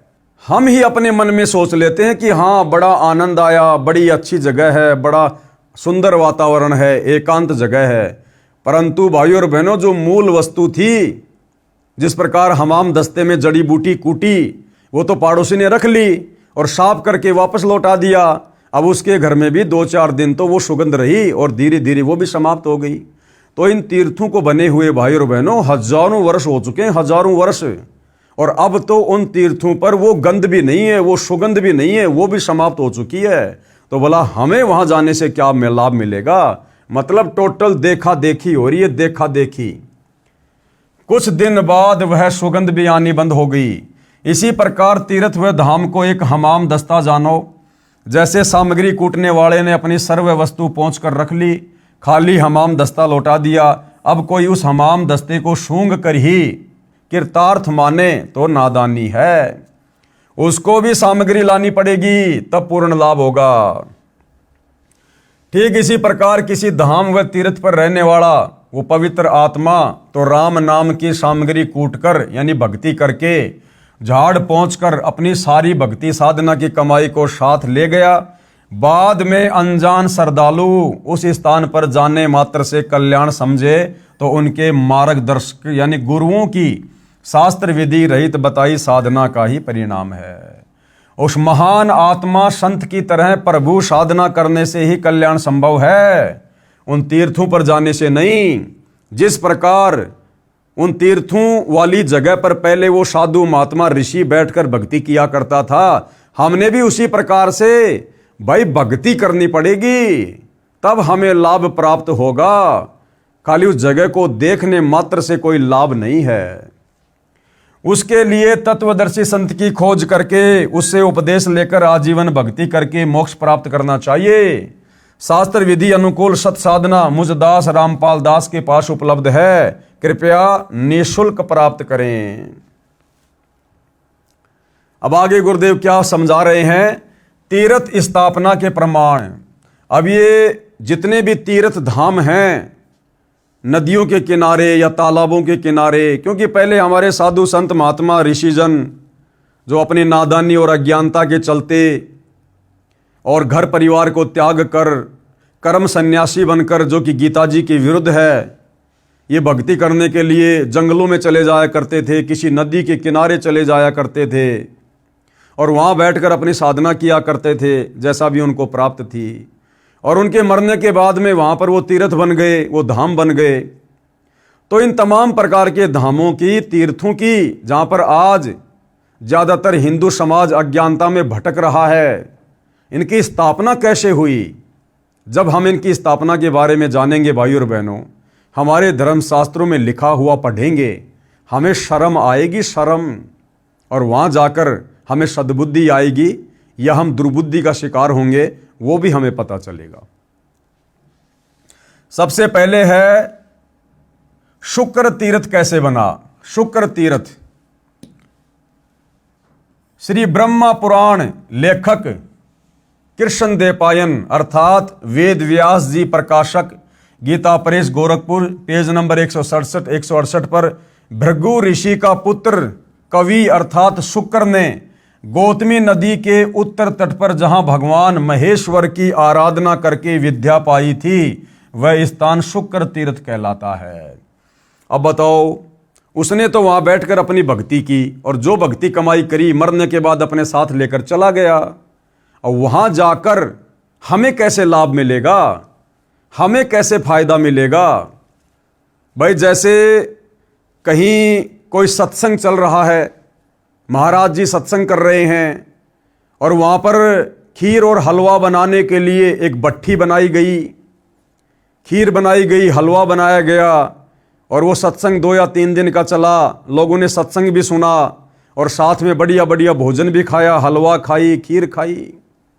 अब वो सत्संग समाप्त हो गया, श्रद्धालुओं ने सारा सामान वहां से उठा लिया, टेंट भी उखाड़ लिए, महाराज जी भी चले गए, भगत भी चले गए। अब वो भट्ठी पड़ी है, राख पड़ी है। अब कोई व्यक्ति वहां जाकर ये कहे कि चल तुझे वहां लेके चलता हूं जहां पर महाराज जी आए थे, सत्संग किया था और वहां पर खीर बनाई थी, हलवा बनाया था। और वो व्यक्ति वहां जाकर देखता है कि वहां पर वो भट्ठी है और भट्ठी के चारों तरफ राख है। अब भाई ना वहां पर हलवा मिल सकता, ना वहां पर आपको खीर मिलेगी। वो तो जिस समय वो महात्मा था, सत्संग कर रहा था, अगर उस समय आप जी होते, वहां जाते, तो सत्संग भी सुनने को मिलते और बढ़िया बढ़िया भोजन भी खाने को मिलते। अब महाराज जी तो अपना सामान समेट कर कहीं और चला गया सत्संग करने के लिए। अब वहां तो केवल वो भट्ठी भट्ठी है, वो केवल यादगार है कि हाँ यहां पर सत्संग हुआ था, इस भट्ठी के ऊपर खीर बनी थी, हलवा बना था, वो केवल यादगार है। उस भट्ठी के चाहे 50 चक्कर काट लो, आपकी भूख शांत नहीं हो सकती।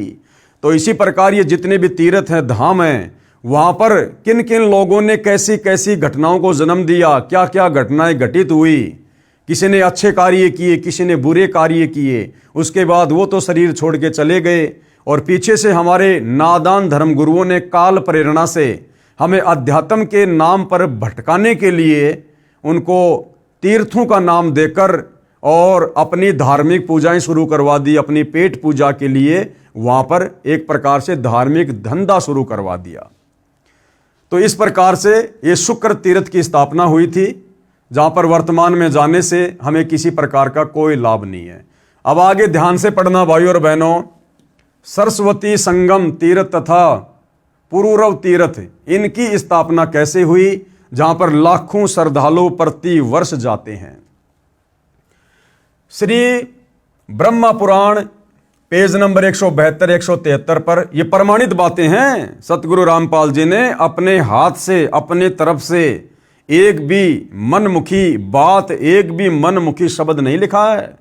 ये जो भी प्रमाण हैं इन तीर्थों के, आपको साथ में उस पुराण का नाम कौन से पेज पर है, कौन से अध्याय में है, साफ साफ बताया जा रहा है। 200-250 रुपये का पुराण आता है, किसी भी धार्मिक पुस्तक की दुकान से लेकर खरीद कर देख सकते हैं। तो ये जो सरस्वती संगम है, जिसको पुरूरव तीर्थ भी कहते हैं, जहां पर लाखों श्रद्धालु जाते हैं, सोचिए वो कैसे बना। श्री ब्रह्म पुराण पेज नंबर 172 173 पर एक दिन राजा पुरूरवा श्री ब्रह्मा जी की सभा में गए। वहां ब्रह्मा जी की पुत्री सरस्वती को देखकर उससे मिलने की इच्छा व्यक्त की। ब्रह्मा जी की सभा में पृथ्वी लोक से राजा पुरूरवा गया और उसने वहां पर जब ब्रह्मा जी की बेटी सरस्वती को देखा, जो अति सुंदर थी, तो राजा के मन में उससे मिलने की इच्छा जागृत हुई। सरस्वती ने हां कर दी, यानी राजा ने किसी नौकरानी के माध्यम से सरस्वती के पास में संदेशा भिजवाया।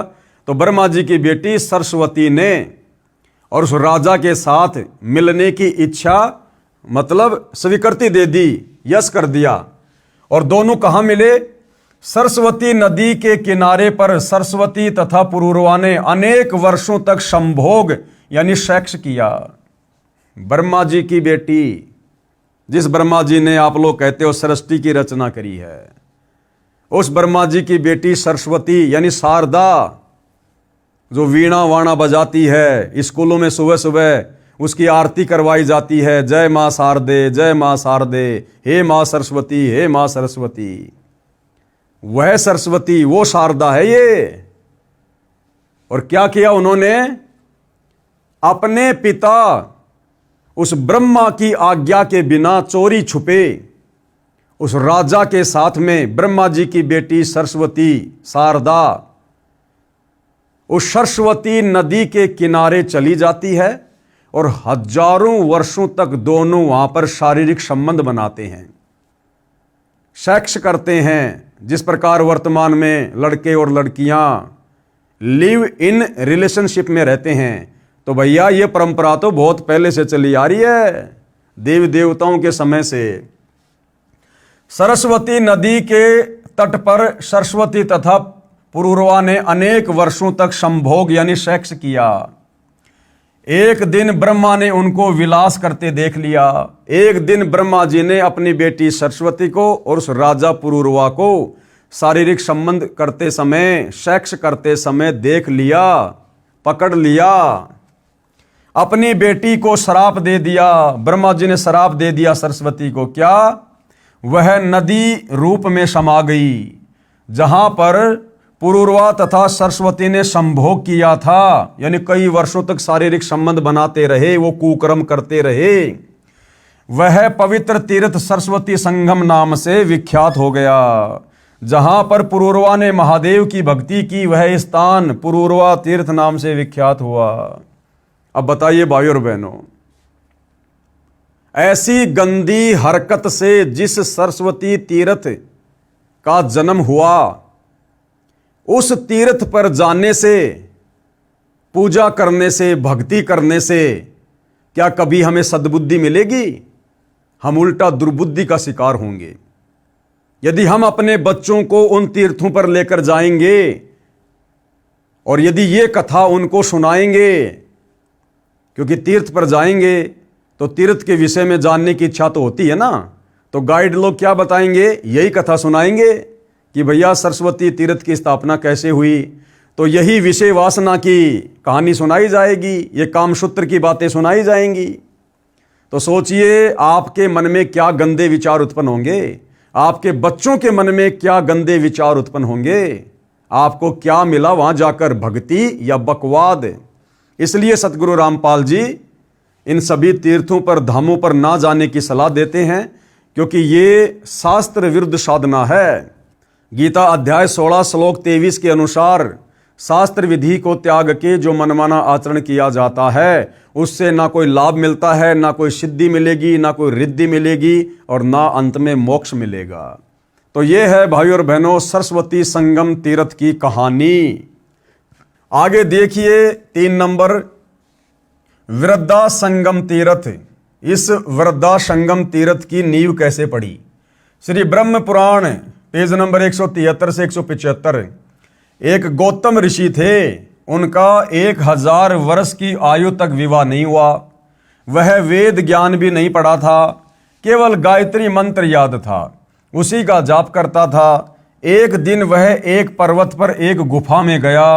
वहां पर 90,000 वर्ष की आयु की एक बुढ़िया स्त्री मिली। दोनों ने विवाह कर लिया। बताओ, उस ऋषि ने जो भक्ति करने गया था और थोड़ी सी उम्र का था, और उसने अपने दादी की उम्र की 90,000 साल की बुढ़िया के साथ में उसने शादी कर ली। एक दिन वशिष्ठ ऋषि तथा वामदेव ऋषि वहां गुफा में अन्य ऋषियों के साथ आए। उन्होंने गौतम ऋषि का उपहास किया। कहा कि हे गौतम जी, ये बुढ़िया आपकी माँ है या आपकी दादी माँ है? उनके जाने के पश्चात दोनों बहुत दुखी हुए। अगस्त ऋषि की राय से गोदावरी नदी के गोमती तट पर गए और कठोर तपस्या करने लगे। उन्होंने भगवान शंकर और विष्णु का शतवन किया, यानी आराधना की, तथा पत्नी के लिए गंगा जी को भी खुश किया। गंगा ने उनके तप से प्रसन्न होकर कहा, ब्राह्मण, आप मंत्र पढ़ते हुए मेरे जल से अपनी पत्नी का अभिषेक करो, इससे वह रूपवती हो जाएगी। गंगा जी के आदेश से दोनों ने एक दूसरे के लिए ऐसा ही किया। दोनों पति पत्नी सुंदर रूप वाले हो गए, वो गौतम ऋषि और वो 90 साल की बुढ़िया, दोनों जवान हो गए। वह जल जो मंत्रों का था, उससे बुढ़िया का नाम नदी बह चली। उसी स्थान पर गौतम ऋषि ने उस बुढ़िया के साथ जो युवती हो गई थी, मन भरकर संभोग किया। बताइए, और हम वहां जा रहे हैं मुक्ति प्राप्त करने के लिए, सद्बुद्धि प्राप्त करने के लिए। अरे भैया, वहां तो कामसूत्र की घटनाएं घटी हैं, वो तो विषय वासनाओं के अड्डे थे। जमकर लोगों ने सेक्स किया, संभोग किया, कुकर्म किए। और हम ऐसी अपवित्र जगह पर जाकर कैसे सद्बुद्धि को प्राप्त कर सकते हैं? कैसे हमें कोई भक्ति लाभ मिलेगा? कैसे हमें कोई पुण्य मिल सकता है? तब से उस स्थान का नाम वृद्धा संगम तीर्थ हो गया। वहीं पर गौतम ऋषि ने साधनार्थ एक शिवलिंग स्थापित किया था, वह भी उस बुढ़िया के नाम पर वरदेश्वर कहलाया। इस बुढ़िया संगम तीर्थ की कथा सब पापों का नाश करने वाली है, ऐसा उस पुराण में लिखा हुआ है। अब बताओ, वो खुद इतने कुकर्म करके और पाप की मालगाड़ी भर के ले गए, जिंदगी भर सेक्स करके, संभोग करके, कुकर्म करके, और वहां जाने से हमारे पाप कर्मों का नाश कैसे होगा? वहां किया हुआ स्नान दान सब मनोरथों को सिद्ध करने वाला है। इसीलिए तो सबका कल्याण हो रहा है, सबकी बुद्धि भ्रष्ट हो रही है इन तीर्थों पर जा जाकर। आगे पढ़िए भाइयों और बहनों, हमारे देवताओं की ओर करतूतें। अश्व तीर्थ तथा भानु तीर्थ तथा पंचवटी आश्रम की स्थापना। श्री ब्रह्मा पुराण पेज नंबर 162 से 163 तथा श्री मार्कंडे पुराण पेज नंबर 173 से 175 पर लिखा है, महर्षि कश्यप के ज्येष्ठ पुत्र आदित्य सूर्य हैं। उनकी पत्नी का नाम उषा है। मार्कंडे पुराण में सूर्य की पत्नी का नाम संज्ञा लिखा है, जो महर्षि विश्वकर्मा जी की बेटी है। यानी ये जो सूर्य है, आग का गोला, इसके ऊपर जिस देवता का कंट्रोल है वो है सूर्य देव। सूर्य देव जी की पत्नी का नाम है उषा, जो कि विश्वकर्मा जी की बेटी है। विश्वकर्मा जी कौन है? ये देवी देवताओं के कारीगर हैं, उनके मकान बनाते हैं, उनकी बिल्डिंगें बनाते हैं। फिर क्या हुआ? सूर्य की पत्नी अपने पति सूर्य के तेज को सहन न कर सकने के कारण दुखी रहती थी।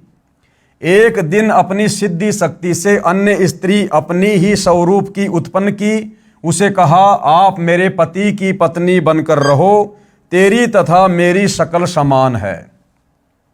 अब देखो भाइयों और बहनों, इनके कारनामे। अब सूर्य की जो पत्नी थी, वो अपने पति के तेज को सहन नहीं कर पा रही थी, तो उसने क्या किया? अपनी वचन शक्ति से एक स्त्री को उत्पन्न किया और अपने उस पति के लिए, उसके साथ संभोग करने के लिए उसको वहीं छोड़ दिया। अब सोचो भाइयों और बहनों, मेरे वचन से यदि कोई संतान उत्पन्न मैं करूंगा, स्त्री या पुरुष, तो वो मेरी संतान होती है। अब बताओ, उसने अपनी ही वचन से उत्पन्न बेटी को, स्त्री को, और अपने ही पति के समक्ष संभोग के लिए पेश कर दिया। और क्या कहा उसने? उषा ने, आप यह भेद मेरी संतान तथा मेरे पति को नहीं बताना। यह कहकर संज्ञा यानी उषा तप करने के मकसद से उत्तर कुरुक्षेत्र में चली गई। वहां घोड़ी का रूप धारण करके तपस्या करने लगी। अब सूर्य की पत्नी उषा तपस्या करने चली गई और घोड़ी का रूप बना लिया, ताकि मेरा पति मुझे पहचान ना सके, मुझे दुखी ना करे, क्योंकि सूर्य देव उषा को बार बार शारीरिक संबंध बनाने के लिए दुखी करता था, परेशान करता था, और इस प्रकार की गतिविधियों से उषा बहुत ज्यादा दुखी थी, परेशान थी। भेद खुलने पर सूर्य भी घोड़े का रूप धारण करके वहां गया। जब सारी बातों का सूर्य देव को पता चला उस स्त्री के माध्यम से कि तेरी ओरिजिनल पत्नी तो ऐसे ऐसे घोड़ी का रूप बनाकर फला फला जगह तप करने गई है, जहां संज्ञा यानी उषा घोड़ी रूप में तपस्या कर रही थी, घोड़े रूप में सूर्य ने घोड़ी रूपधारी संज्ञा से संभोग करना चाहा। ये देवी देवता भी भाइयों और बहनों आम इंसानों से भी इन विषय विकारों के मामले में गिरे हुए हैं।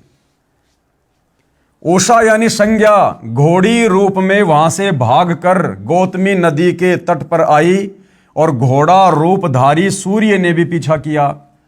वहां आकर घोड़ी रूप में अपने पतिव्रत धर्म की रक्षा के लिए घोड़ा रूपधारी पति को न पहचान कर उसकी ओर अपना पिछला भाग न करके मुख की ओर से ही सामना किया।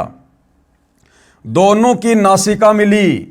सूर्य वासना के वेग को रोक नहीं सके तथा घोड़ी रूपधारी उषा के मुख और ही संभोग करने के मकसद से प्रयत्न किया। नासिका द्वारा वीर्य प्रवेश से घोड़ी रूपधारी उषा के मुख से दो पुत्र कौन कौन, अश्वनी कुमार यानी नासत्य तथा दशर उत्पन्न हुए। इस प्रकार की उल्टी और गलत हरकत करने के चलते सूर्य देव के दो पुत्र उत्पन्न हुए उषा से तथा शेष वीर्य जमीन पर गिरने से रेवंत नामक पुत्र उत्पन्न हुआ। वह स्थान अश्व तीर्थ, भानु तीर्थ तथा पंचवटी आश्रम के नाम से विख्यात हुआ। अब बताओ भाई और बहनों, बताओ धन्य है हमारे देवी देवता। भाई और बहनों, 21 ब्रह्मांड में ये झंझट, लड़ाई झगड़ा, पति पत्नी का, विषय वासनाओं का, काम वासना का, ये इसी प्रकार से आग लगी हुई है। आग। आप और हम देवी देवता बनना चाहते थे ना। देवी देवता बनना तो बहुत दूर की बात थी। हम तो भक्ति करके ये सोचते थे कि मैं तो मेरे देवता के लोक में चला जाऊं, विष्णु जी के लोक में चला जाऊं, सूर्य भगवान के लोक में चला जाऊं। अब देख लो उन देवी देवताओं के कर्म और किस प्रकार की गलत हरकत करने के चलते और इस अश्वनी तीर्थ की स्थापना हुई है, जिस तीर्थ पर जाकर हम लोग भगवान प्राप्ति की उम्मीद लगाए बैठे रहते हैं, लाभ प्राप्ति की उम्मीद लगाए बैठे रहते हैं। इसलिए तो पूरे हिंदू समाज की बुद्धि भ्रष्ट हो चुकी है। समझाने से भी समझ में नहीं आती, आंखों से ये प्रमाण देखने के बाद भी समझ में नहीं आती है, क्योंकि काल ने हमारे को अध्यात्म में इतना नीचे गिरा दिया है। उसी स्थान पर सूर्य की बेटियों का अरुणा तथा वरुण नामक नदियों के रूप में समागम हुआ। उसमें भिन्न भिन्न देवताओं और तीर्थों का पृथक पृथक समागम हुआ। उक्त संगम में 27,000 तीर्थों का समुदाय है। वहां किया हुआ स्नान व दान अक्षय पुण्य देने वाला है। वो दुर्बुद्धि देने वाला दुर्बुद्धि, और अंत में मरने के बाद में दुर्गति देगा। फिर नारद उस तीर्थ के सुमरण से, कीर्तन और श्रवण से भी मनुष्य सब पापों से मुक्त, धर्मवान और सुखी होता है। बताओ, अब नारद जी को कह रहे हैं कि नारद उस अश्वनी तीर्थ की महिमा गाने से, उस घटना की बार बार जिक्र करने से, उस कथा को करने से कि अश्वनी तीर्थ की स्थापना कैसे हुई, कहते हैं अक्षय लाभ को देने वाला है, पाप नाश हो जाते हैं। अरे ऐसी गंदी कथा सुनने से तो मन में विकार उत्पन्न होंगे, उल्टे हम पाप के भागी बनेंगे, कुकर्म करने की प्रेरणा बनेगी, कुकर्म करने की। तो ये लिखा भाई और बहनों हमारे इन पुराणों में, जिनकी कथा हमारे धर्मगुरु सदियों से करते आ रहे थे और सब के अंदर विषय वासनाओं के बीज डाल दिए। इसलिए सतगुरु रामपाल जी इस शास्त्र विरुद्ध साधना को ना करने की सलाह देते हैं। नंबर 5, जन स्थान तीर्थ की स्थापना। अब इस तीर्थ की स्थापना कैसे हुई भाई? श्री ब्रह्म पुराण गीता प्रेस गोरखपुर से प्रकाशित पेज नंबर 161-162 पर ऋषि याज्ञवल्क्य से राजा जनक ने पूछा कि हे द्विज श्रेष्ठ, बड़े बड़े मुनियों ने निर्णय किया है कि भोग और मोक्ष दोनों श्रेष्ठ हैं। आप बताइए भोग से भी मुक्ति प्राप्त कैसे होती है? ऋषि याज्ञवल्क्य जी ने कहा, इस प्रश्न का उत्तर आप ससुर वरुण जी ठीक ठीक बता सकते हैं। चलो उनसे पूछते हैं। दोनों भगवान वरुण के पास गए, यानी जल देवता के पास गए, तथा वरुण ने बताया कि वेद में ये मार्ग निश्चित किया है कि कर्म न करने की उपेक्षा कर्म करना श्रेष्ठ है। धर्म, अर्थ, काम तथा मोक्ष ये चारों पुरुषार्थ कर्म से बंधे हुए हैं। नरप श्रेष्ठ, हे राजाओं में श्रेष्ठ, कर्म द्वारा सब प्रकार से साध्यों की सिद्धि होती है, इसलिए मनुष्यों को सब तरह से वैदिक कर्म का अनुष्ठान करना चाहिए। इससे वे इस लोक में भोग तथा मोक्ष दोनों प्राप्त कर सकते हैं। अकर्म से कर्म पवित्र है। इसके पश्चात राजा जनक ने ऋषि याज्ञवल्क्य को पुरोहित बनाकर गंगा के तट पर अनेकों यज्ञ किए, इसलिए उस स्थान का नाम जन स्थान तीर्थ के नाम से विख्यात हुआ। उस तीर्थ का चिंतन करने से, वहां जाने और भक्ति पूर्वक उसका सेवन पूजन करने से मनुष्य सब अभिलाषित वस्तुओं को पाता है और मोक्ष का भागी होता है, भोगी होता है। आगे देखिए भाइयों और बहनों, उपरोक्त पुराणों के लेखों का निष्कर्ष। प्रमाण संख्या 1 में कहा है कि भृगु ऋषि के पुत्र शुक्र ने गौतमी नदी के उत्तरी तट पर साधना की थी, जिस कारण से वह स्थान शुक्र तीर्थ नाम से विख्यात हुआ। अब वहां जाने का क्या लाभ है? यदि कोई उस शुक्र तीर्थ में केवल स्नान व वहां पर बैठे कामचोर व्यक्तियों को दान करने से ही मोक्ष मानता है, वो ज्ञानहीन व्यक्ति है, उसको ज्ञानवान कुछ नहीं है। परमात्मा की साधना जैसे शुक्राचार्य ने की थी, वैसी साधना किसी भी स्थान पर कोई साधक करेगा तो शुक्राचार्य को जो लाभ हुआ वो लाभ प्राप्त होगा। मात्र उस धाम पर जाकर चक्कर काटने से कुछ नहीं मिलने वाला। यही स्थिति प्रमाण संख्या 5 की समझें कि गंगा के तट पर जिस स्थान पर राजा जनक ने अनेकों अश्वमेध यज्ञ किए, एक अश्वमेध यज्ञ में करोड़ों रुपए, वर्तमान में अरबों रुपए खर्च हुए थे, तब राजा जनक को स्वर्ग प्राप्ति हुई थी। यदि कोई अज्ञानी कहे कि उस जन स्थान तीर्थ पर जाने व स्नान करने तथा वहां उपस्थित ऐबी यानी शराबी, तमाकू व मांस सेवन करने वाले व्यक्तियों को दान करने से राजा जनक वाला लाभ मिलेगा, क्या ये बात न्याय संगत है? बिल्कुल भी नहीं है। इतना कुछ करने के पश्चात भी राजा जनक मुक्त नहीं हो सका। वही आत्मा कलयुग में संत नानक जी के रूप में श्री कालूराम मेहता के घर जन्मा, फिर पूर्ण परमात्मा की भक्ति पूर्ण गुरु कबीर परमेश्वर से नाम प्राप्त करके की, तब उस आत्मा का मोक्ष हुआ। तो भला उस तीर्थ पर जाने मात्र से आप और हमारा वर्तमान में कलयुगी जीवों का कैसे उद्धार हो जाएगा? प्रमाण संख्या 2 में श्री ब्रह्मा जी की बेटी सरस्वती ने पुरूरवा नामक राजा के साथ अपने पिता से छुपकर सेक्स यानी संभोग किया। जब पिताजी ने उन्हें ऐसा करते देखा तो श्राप दे दिया। वह स्थान जहां पर सरस्वती ने तथा राजा पुरूरवा ने दुराचार किया, उस स्थान का नाम सरस्वती संगम तीर्थ विख्यात हुआ। अब सोचो वहां जाने से क्या मिलेगा, कैसे लाभ होगा? विचार करें, क्या ऐसे स्थान पर जाने व स्नान करने से कोई लाभ हो सकता है? प्रमाण संख्या 3 में कहा है कि एक गौतम नामक ऋषि ने 1000 वर्ष की आयु में 90,000 वर्ष की आयु की वरदा से यानी उस बुढ़िया से विवाह किया। अपने को युवा बनाने के उद्देश्य से दोनों ने गोदावरी नदी के गौतमी तट पर कठोर तप किया। उन दोनों ने किस मकसद से तप किया कि भाई वो जो बुढ़िया है वो भी जवान हो जाए, और जवान हो जाएगी तो मैं फिर जी भरकर इसके साथ में शारीरिक संबंध बनाऊंगा, संभोग करूंगा, मौज मस्ती करूंगा। दुराचार करने के मकसद से उन्होंने वहां पर तप किया, और हम वहां जाकर सोच रहे हैं कि हमें सद्बुद्धि आएगी, कभी नहीं आने वाली। उसके पश्चात मंत्रों से जल मंत्रित करके एक एक दूसरे पर डाला, दोनों युवा हो गए। ये सब कुछ भाई और बहनों काल करवाता है, अन्यथा वो ही नदी है, वो ही पानी है। आप वहां जाकर देखिए, अपनी पत्नी पे छींटे मारकर उसको युवा कर दो ना। ये सब कुछ ये काल करवाता है, काल। इसने तो इस प्रकार से तीर्थों की स्थापना करवा के इस कलयुग में आप और हम जीवों को भक्ति के नाम पर भटकाना था, भटकाना। तत्पश्चात उस स्थान पर दोनों ने मन भरकर संभोग अर्थात विलास सेक्स किया। वह स्थान वरदा संगम तीर्थ कहलाया। विचार करने योग्य बात है कि ऐसे स्थानों पर जाने से आत्म कल्याण के स्थान पर पतन ही होगा, आत्म उद्धार नहीं हो सकता। आगे देखिएगा, प्रमाण संख्या 4 में कहा है कि सूर्य की पत्नी घोड़ी का रूप धारण करके तपस्या कर रही थी। सूर्य काम वासना यानी सेक्स के प्रेशर के वश होकर घोड़ा रूप धारण करके घोड़ी रूपधारी अपनी पत्नी के पास गया। घोड़ी ने उसे अपने पृष्ठभाग यानी पीछे की ओर नहीं जाने दिया। सूर्य इतना सेक्स के प्रेशर में यानी काम वासना के दबाव में था कि उसने घोड़ी के मुख की ओर ही संभोग क्रिया प्रारंभ की। जिस कारण से उन्हें 3 पुत्र प्राप्त हुए। वह स्थान अश्व तीर्थ नाम से विख्यात हुआ। ये है हमारे देवताओं के लक्षण। जिस सूर्य देवता को हम जल अर्पित करते हैं, ये कर्म है सूर्य देव के।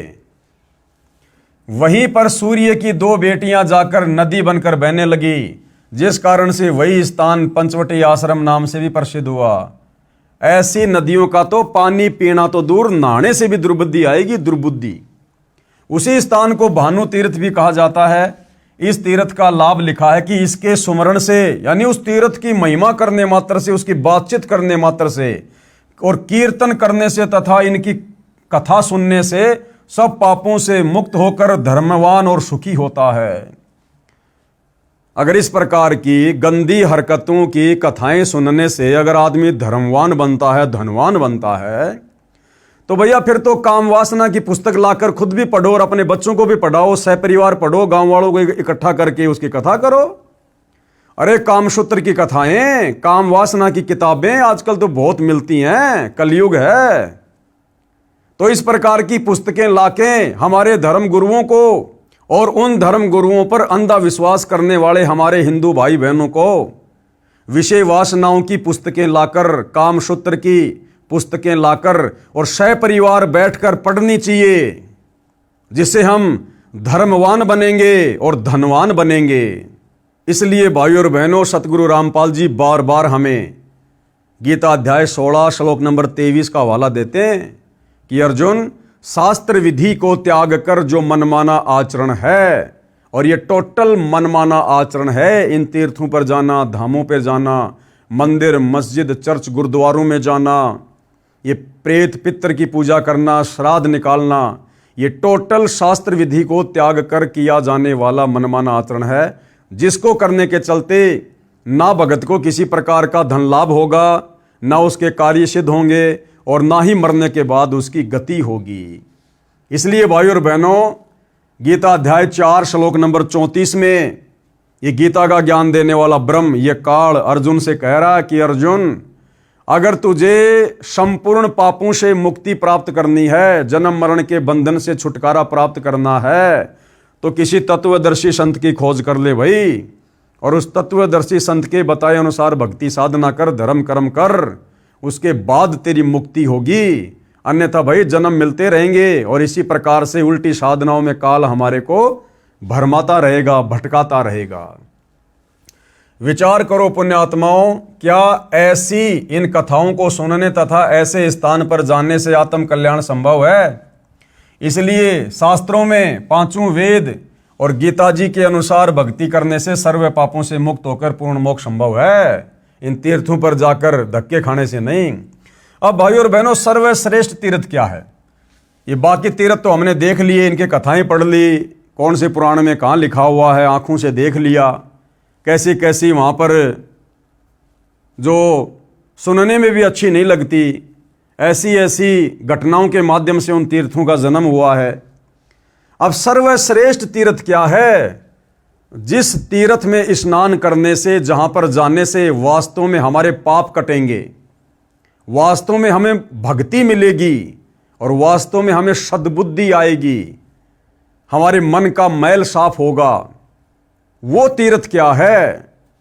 वो तीर्थ है चित्त शुद्धि तीर्थ, यानी मन को शुद्ध करने वाला तीर्थ, मन के मैल को काटने वाला तीर्थ। और वो क्या है? परम संत का सत्संग।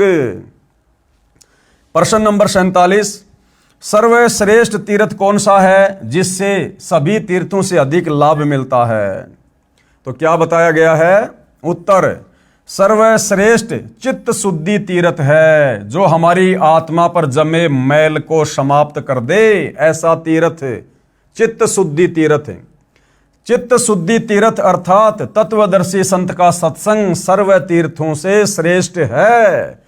तत्वदर्शी संत के सत्संग सुनना, तत्वदर्शी संत के दिशा निर्देश अनुसार सत भक्ति करना, धर्म कर्म करना, ये वास्तव में चित्त शुद्धि तीर्थ है। इसीलिए गीता का ज्ञान देने वाला काल ब्रह्म अंत में अर्जुन को कह रहा कि अर्जुन, किसी तत्वदर्शी संत की खोज कर ले, अन्यथा भैया अगर मेरे चक्कर में पड़ा रहेगा तो ऐसे तेरी दुर्गति होगी। फिर श्री देवी पुराण छठा स्कंद अध्याय 10 पेज नंबर 417 पर लिखा है, व्यास जी ने राजा जन्मे जैसे कहा, राजन यह निश्चय है कि तीर्थ देह संबंधी मैल को साफ कर देते हैं। कौन से तीर्थ? ये बाकी के जो तीर्थ है ना, ये सरस्वती तीर्थ है, गंगा तीर्थ है, जमुना तीर्थ है, अश्वनी तीर्थ है, तो कह रहे हैं कि वहां जाने मात्र से शरीर का मैल तो साफ हो सकता है, शरीर का मैल तो कट जाएगा, क्योंकि वहां जाओगे, नदी में नहाओगे रगड़ के मार मार के, तो शरीर का मैल वो तो थोड़ा बहुत साफ हो सकता है। यह निश्चय है कि तीर्थ देह संबंधी मैल को साफ कर देते हैं, किंतु मन के मैल को धोने की शक्ति तीर्थों में नहीं है। परंतु इन शास्त्र विरुद्ध तीर्थों में जाकर नहाने से मन का मैल, यानी मन के ऊपर जो मैल जमा हो रखा है, बुराइयों का, विषय वासनाओं का, ये मैल नहाने मात्र से साफ नहीं हो सकता, किंतु मन के मैल को धोने की शक्ति तीर्थों में नहीं है। चित्त शुद्धि तीर्थ गंगा आदि तीर्थों से भी अधिक पवित्र माना जाता है। कौन सा? चित्त शुद्धि तीर्थ इन तमाम प्रकार के काल के द्वारा शुरू करवाए गए तीर्थों से कहीं अधिक पवित्र माना जाता है। यदि भाग्यवश चित्त शुद्धि तीर्थ सुलभ हो जाए, भाई बहनों यहां पर भाग्यवश शब्द लिखा है, भाग्यवश, और ये जितने भी तीर्थ हैं जो काल ने शुरू करवाए हैं, वहां पर भाग्यवश नहीं लिखा हुआ। यानी परम संत का सत्संग, तत्वदर्शी संत की शरण बड़े सौभाग्य से मिलती है, बड़े सौभाग्य से। युगों युगों के मजबूत संस्कार के बाद हमें तत्वदर्शी संत की शरण मिलती है, ये सत भक्ति करने का मौका मिलता है। तो क्या कह रहे हैं कि भाग्यवश चित्त शुद्धि तीर्थ सुलभ हो जाए, तो अर्थात तत्वदर्शी संतों का सत्संग रूपी तीर्थ प्राप्त हो जाए, तो मानसिक मैल के धुल जाने में कोई संदेह नहीं, यानी मन का सारा मैल साफ हो जाएगा। परंतु राजन, इस चित्त शुद्धि तीर्थ को प्राप्त करने के लिए ज्ञानी पुरुषों अर्थात तत्वदर्शी संतों के सत्संग की विशेष आवश्यकता है। वेद शास्त्र व्रत तप यज्ञ और दान से चित्त शुद्धि होना बहुत कठिन है। वशिष्ठ जी ब्रह्मा जी के पुत्र थे, उन्होंने वेद और विद्या का सम्यक प्रकार से अध्ययन किया था, गंगा के तट पर निवास करते थे, तथापि द्वेष के कारण उनका विश्वामित्र के साथ झगड़ा हो गया और दोनों ने परस्पर श्राप दे दिए तथा उनमें भयंकर युद्ध होने लगा। इससे सिद्ध हुआ कि संतों के सत्संग से चित्त शुद्धि कर लेना अति आवश्यक है, अन्यथा इन नदी और तालाबों वाले तीर्थों पर नाते नाते वशिष्ठ और विश्वामित्र का भी मन का मैल साफ नहीं हुआ और उन दोनों ने एक दूसरे को श्राप दे दिया था मरने का और भयंकर युद्ध हुआ उनमें। अन्यथा वेद ज्ञान तप व्रत तीर्थ दान तथा धर्म के जितने साधन हैं वे सब के सब कोई विशेष प्रयोजन सिद्ध नहीं कर सकते। श्री देवी पुराण से लेख समाप्त। अब बताओ भाइयों और बहनों, कौन से तीर्थों पर जाकर चित्त शुद्ध होगा, कौन से तीर्थों पर जाकर मन का मैल साफ होगा, कौन से तीर्थ पर जाकर सद्बुद्धि आएगी और कौन से तीर्थों पर जाकर हम दुर्बुद्धि के शिकार होंगे। अब ये निर्णय तमाम प्रकार के सबूत देखने के बाद हमने स्वयं करने पड़ेंगे। हम इंसान हैं, जानवर नहीं हैं। और ये धर्मशास्त्र, ये पुराण सतगुरु रामपाल जी ने नहीं लिखे। जिस महर्षि वेदव्यास जी को आप हिंदू समाज के भाई बहन भगवान की संज्ञा देते हैं कि भगवान वेदव्यास, आपके उसी भगवान वेदव्यास ने लिखे हैं। कम से कम उनकी लेखनी को तो सत्य मानो। सतगुरु रामपाल जी तो केवल तुम्हें सत्य से परिचित करवा रहे हैं, तुम्हारा जीवन नाश होने से बचा रहे हैं। विशेष विचार। उपरोक्त श्री देवी पुराण के लेख से स्पष्ट है कि तत्वदर्शी संतों के सत्संग से श्रेष्ठ कोई भी तीर्थ नहीं है और वर्तमान में वह तत्वदर्शी संत सतगुरु रामपाल जी हैं। उनके सत्संग भले आप घर बैठे मोबाइल से यूट्यूब पर सुनो, चाहे उनसे कोई मेमोरी कार्ड प्राप्त करके या टीवी चैनल पर उनके सत्संग आते हैं वो सुनो, इससे बढ़कर संसार में दूसरा कोई चित्त शुद्धि तीर्थ यानी मन के मैल को, विकारों को शुद्ध करने वाला तीर्थ नहीं है। तथा तत्व दृष्टा संत के बताए मार्ग से साधना करने से कल्याण संभव है। और मोक्ष कैसे होगा? उसी तत्वदर्शी संत के बताए अनुसार भक्ति साधना करने से मोक्ष संभव है। बाकी तीर्थ व्रत तप दान आदि व्यर्थ प्रयत्न है। तत्वदर्शी संत के अभाव के कारण केवल चारों वेदों में वर्णित भक्ति विधि से पूर्ण मोक्ष लाभ नहीं है। परमेश्वर कबीर जी ने क्या कहा है इस विषय पर? सतगुरु बिन वेद पढ़े जो प्राणी और समझे न सार रहे अज्ञानी। ये हमारे जितने भी धर्मगुरु हैं, आचार्य शंकराचार्य हैं, जिनके हम नाम गांव पते जानते हैं, इनको किसी को भी वेद ज्ञान नहीं, गीता का ज्ञान नहीं। केवल संस्कृत भाषा बहुत अच्छी आती थी, जिस कारण से इन्होंने वेदों को, गीता को, श्लोकों को कंठस्थ याद कर लिया, उन कथाओं को सुनाना प्रारंभ कर दिया और रोजी रोटी का धंधा इन्होंने इन धर्मशास्त्रों को बनाया। परंतु मुक्ति का मार्ग इनके पास नहीं है। ये लोग तत्वदर्शी संत के अभाव में इन हमारे धर्मशास्त्रों में, वेदों में, गीता जी में वास्तव में लिखा क्या है भक्ति और भगवान के विषय में, ये लोग निष्कर्ष नहीं निकाल पाए। तो कहते हैं सतगुरु के बिना जो व्यक्ति वेद पढ़ेगा, समझे ना सार रहे अज्ञानी। सतगुरु यानी सच्चा गुरु। खाली लाल कपड़े पहन लेने से, गले में रुद्राक्ष की माला डाल लेने से, ऊंची ऊंची संस्कृत बोलने से कोई सतगुरु नहीं होता। या अपने नाम से पहले सतगुरु शब्द लिखवा ले, वो सतगुरु नहीं होता। सतगुरु वो होता है जो अध्यात्म के विषय में हमें धर्मशास्त्रों का सार निकाल कर दे दे आत्मा के कल्याण के लिए। तो वर्तमान में वह सतगुरु रामपाल जी हैं। उनकी शरण में आए बिना भाई, चाहे देवी देवता हो, चाहे ब्रह्मा विष्णु महेश हो, चाहे शंकराचार्य हो, चाहे आचार्य हो, ये अध्यात्म के विषय में क ख ग भी नहीं जान सकते और अंत में ये अज्ञानी ही रहेंगे। सतगुरु बिन काहू न पाया ज्ञाना, जो थोता बुस छिड़े मूड किसाना। 68 तीर्थ भ्रम भ्रम आवे, सब फल सतगुरु चरणा पावे। ये दुनिया भर के जो 68 तीर्थ हैं, लोग नादानी में जिनकी यात्रा करते हैं, लाखों रुपया खर्च करते हैं, कहते हैं सच्चे सतगुरु की शरण में आकर उनके बताए अनुसार भक्ति कर। सच्चे सतगुरु के चरणों में 68 तीर्थों से भी ज्यादा लाभ तुझे घर बैठे मिलेगा। 68 तीर्थ भ्रम भ्रम आवे, 100 फल सतगुरु के चरणों में पावे। और कबीर तीर्थ कर कर जगमुआ, उड़े पानी नहाए। सत नाम के जाप नहीं, काल घसीटे जाए। चाहे कितना तीर्थों में जाके नहा लो, लेकिन भाई सच्चे सतगुरु से जब तक सच्चा नाम नहीं मिलेगा, सतनाम नहीं मिलेगा, तब तक काल आपकी ऐसे दुर्गति रखेगा। सूक्ष्म वेद अर्थात तत्व ज्ञान में क्या कहा है? 68 तीर्थ ब्रह्म ब्रह्म आवे, 100 फल सतगुरु चरणों पावे। गंगा यमुना बद्री समेते, जगन्नाथ धाम है जेते। तुम्हारी गंगा नदी, यमुना नदी, तुम्हारा ये बद्रीनाथ समेत ये जो जगन्नाथ धाम है, जितने भी धाम हैं, उनमें भ्रमणे भटकने से कोई भी फल प्राप्त नहीं होगा।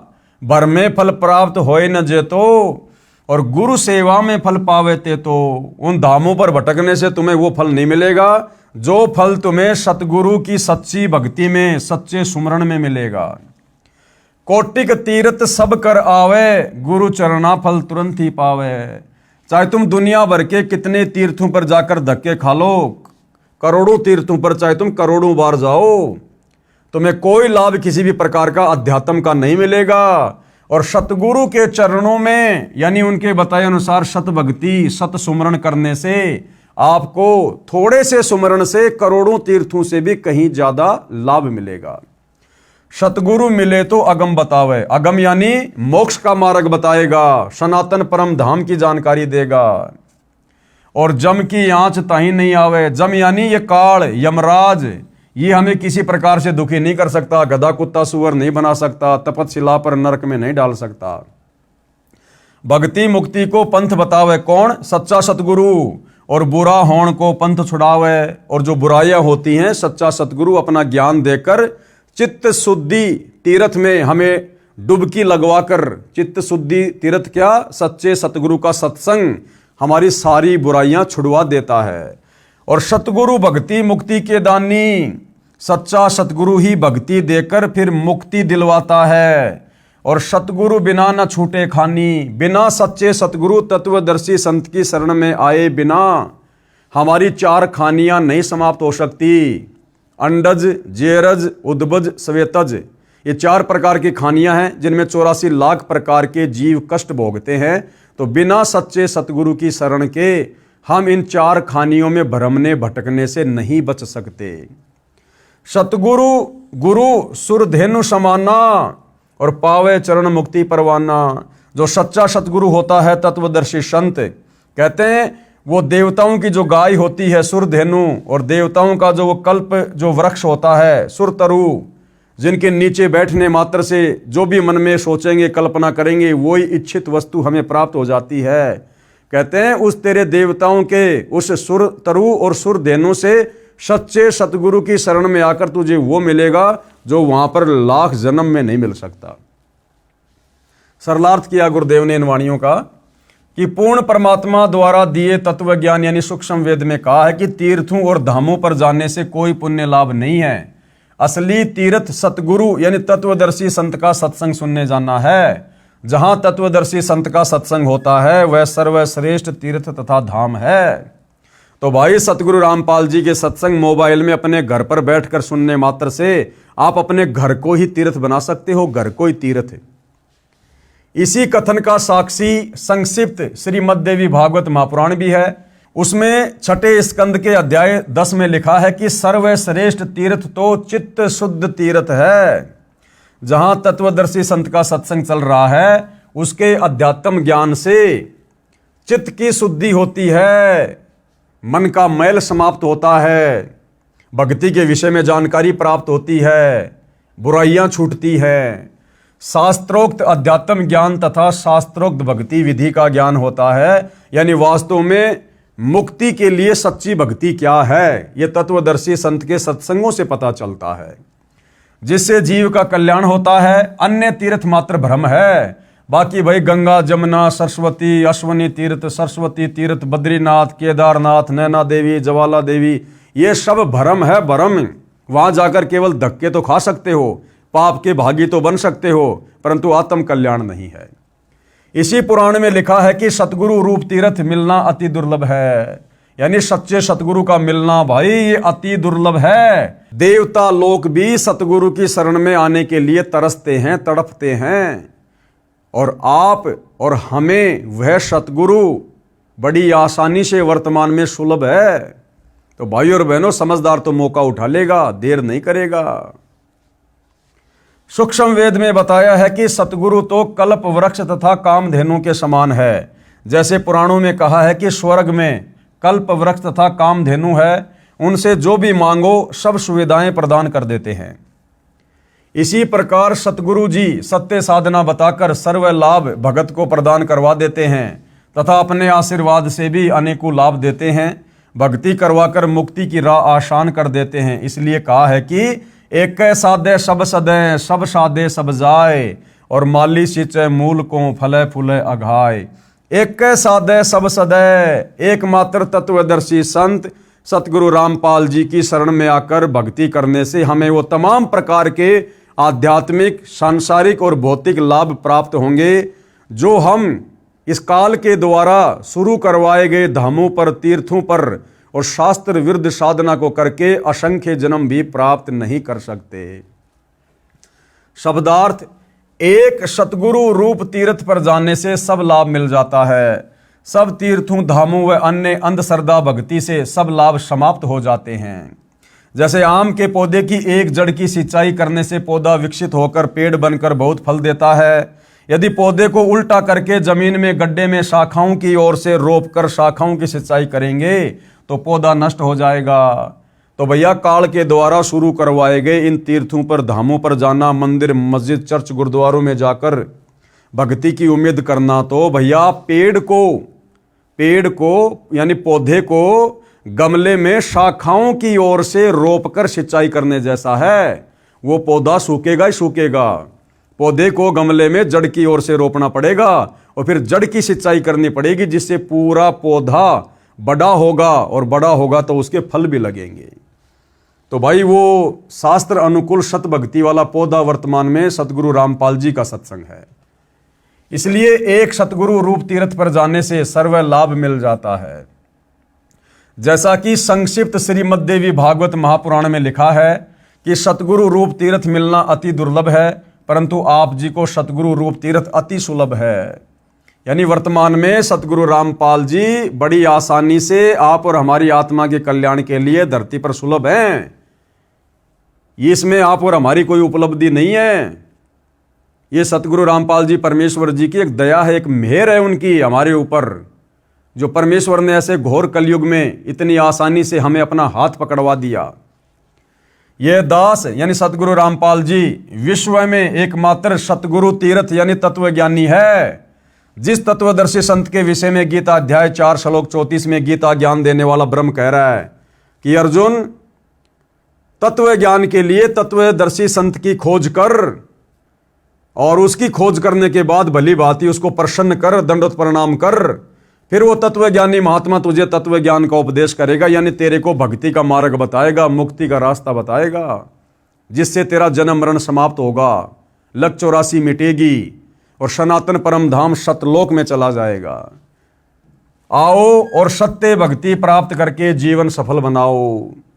क्या कह रहे हैं सतगुरु रामपाल जी कि नादानों, इतना सब कुछ आंखों देखने के बाद भी अगर तुम्हारी बुद्धि सत्य को स्वीकार नहीं करती है तो तुम्हारे में और जानवर में फिर कोई अंतर नहीं।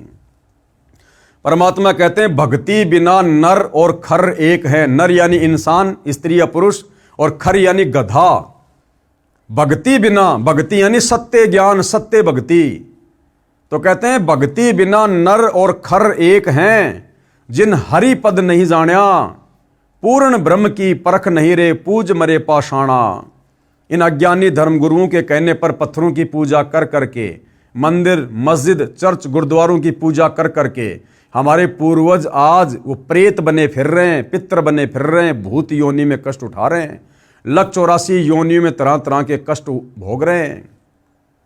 तो कह रहे हैं सतगुरु की भक्ति के बिना, सच्चे सतगुरु के बिना गधे में और इंसान में, वो नर यानी इंसान चाहे कोई राष्ट्रपति हो, चाहे भिखारी हो, चाहे बहुत बड़ा कोई धनवान हो, कहते हैं उस भक्तिहीन व्यक्ति में और गधे में कोई किसी प्रकार का अंतर नहीं है। वो गधा भी अपना जीवन बर्बाद कर रहा है और वो मनुष्य भी, वो व्यक्ति भी मनुष्य शरीर प्राप्त करके तत्वदर्शी संत की सुसंगति के अभाव में अपने मनुष्य जन्म को बर्बाद करके और गधे की योनि में जाने की तैयारी कर रहा है।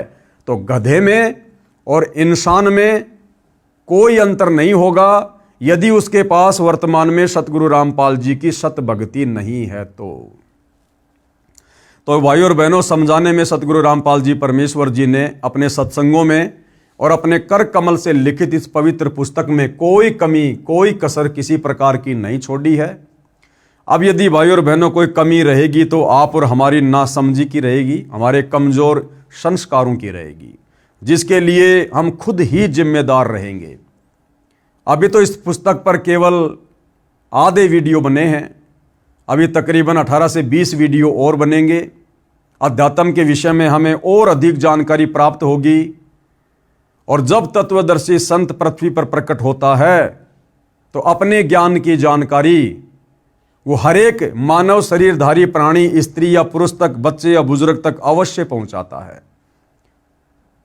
क्योंकि कल को फिर ये आत्मा शरीर छोड़ने के बाद सीधा धर्मराज के दरबार में जाएगी और वहां धर्मराज एक ही सवाल करेगा कि ला भाई क्या लेकर आया। वो बोलेगा जी मैं तो कुछ नहीं लाया। क्यों नहीं लाया भाई? अरे नादान, जब तेरे को मनुष्य जन्म दिया था तू क्या कह रहा था कि हे परमात्मा मैं नीचे जाऊंगा, केवल भक्ति करूंगा, सच्चे संत की तलाश करूंगा और अपनी आत्मा का कल्याण करवाऊंगा, जन्म मरण से पीछा छुड़वाऊंगा, मुझे एक मनुष्य जन्म दे दो, एक मनुष्य जन्म दे दो। तो धर्मराज कहेगा बेटा तेरी उस प्रार्थना पर जो तूने लाखों बार की थी, तुझे मैंने मनुष्य जन्म दिया था और तू बोला मैं नीचे जाके भक्ति करूंगा, सच्चे संत की मैं तलाश करूंगा, किसी के बहकावे में नहीं आऊंगा। नादान, तूने भक्ति क्यों नहीं करी? वो कहेगा जी मुझे तो पता ही नहीं था सच्चा संत कौन है, तो तेरे को पता कैसे चलेगा? तू तो सारी जिंदगी पैसे कमाने में, 2 के 4 करने में, बिजनेस को बढ़ाने में और बकवादों में लगा रहा। और क्या तेरे को किसी ने बताया नहीं था? वो कहेगा नहीं जी मेरे को तो किसी ने नहीं बताया।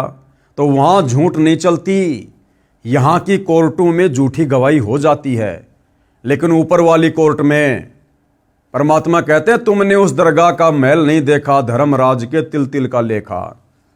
जैसे महाभारत के युद्ध के दौरान अंधे धृतराष्ट्र को युद्ध की घटना समझाने के लिए संजय को वेद व्यास जी के द्वारा दिव्य दृष्टि दे दी गई थी।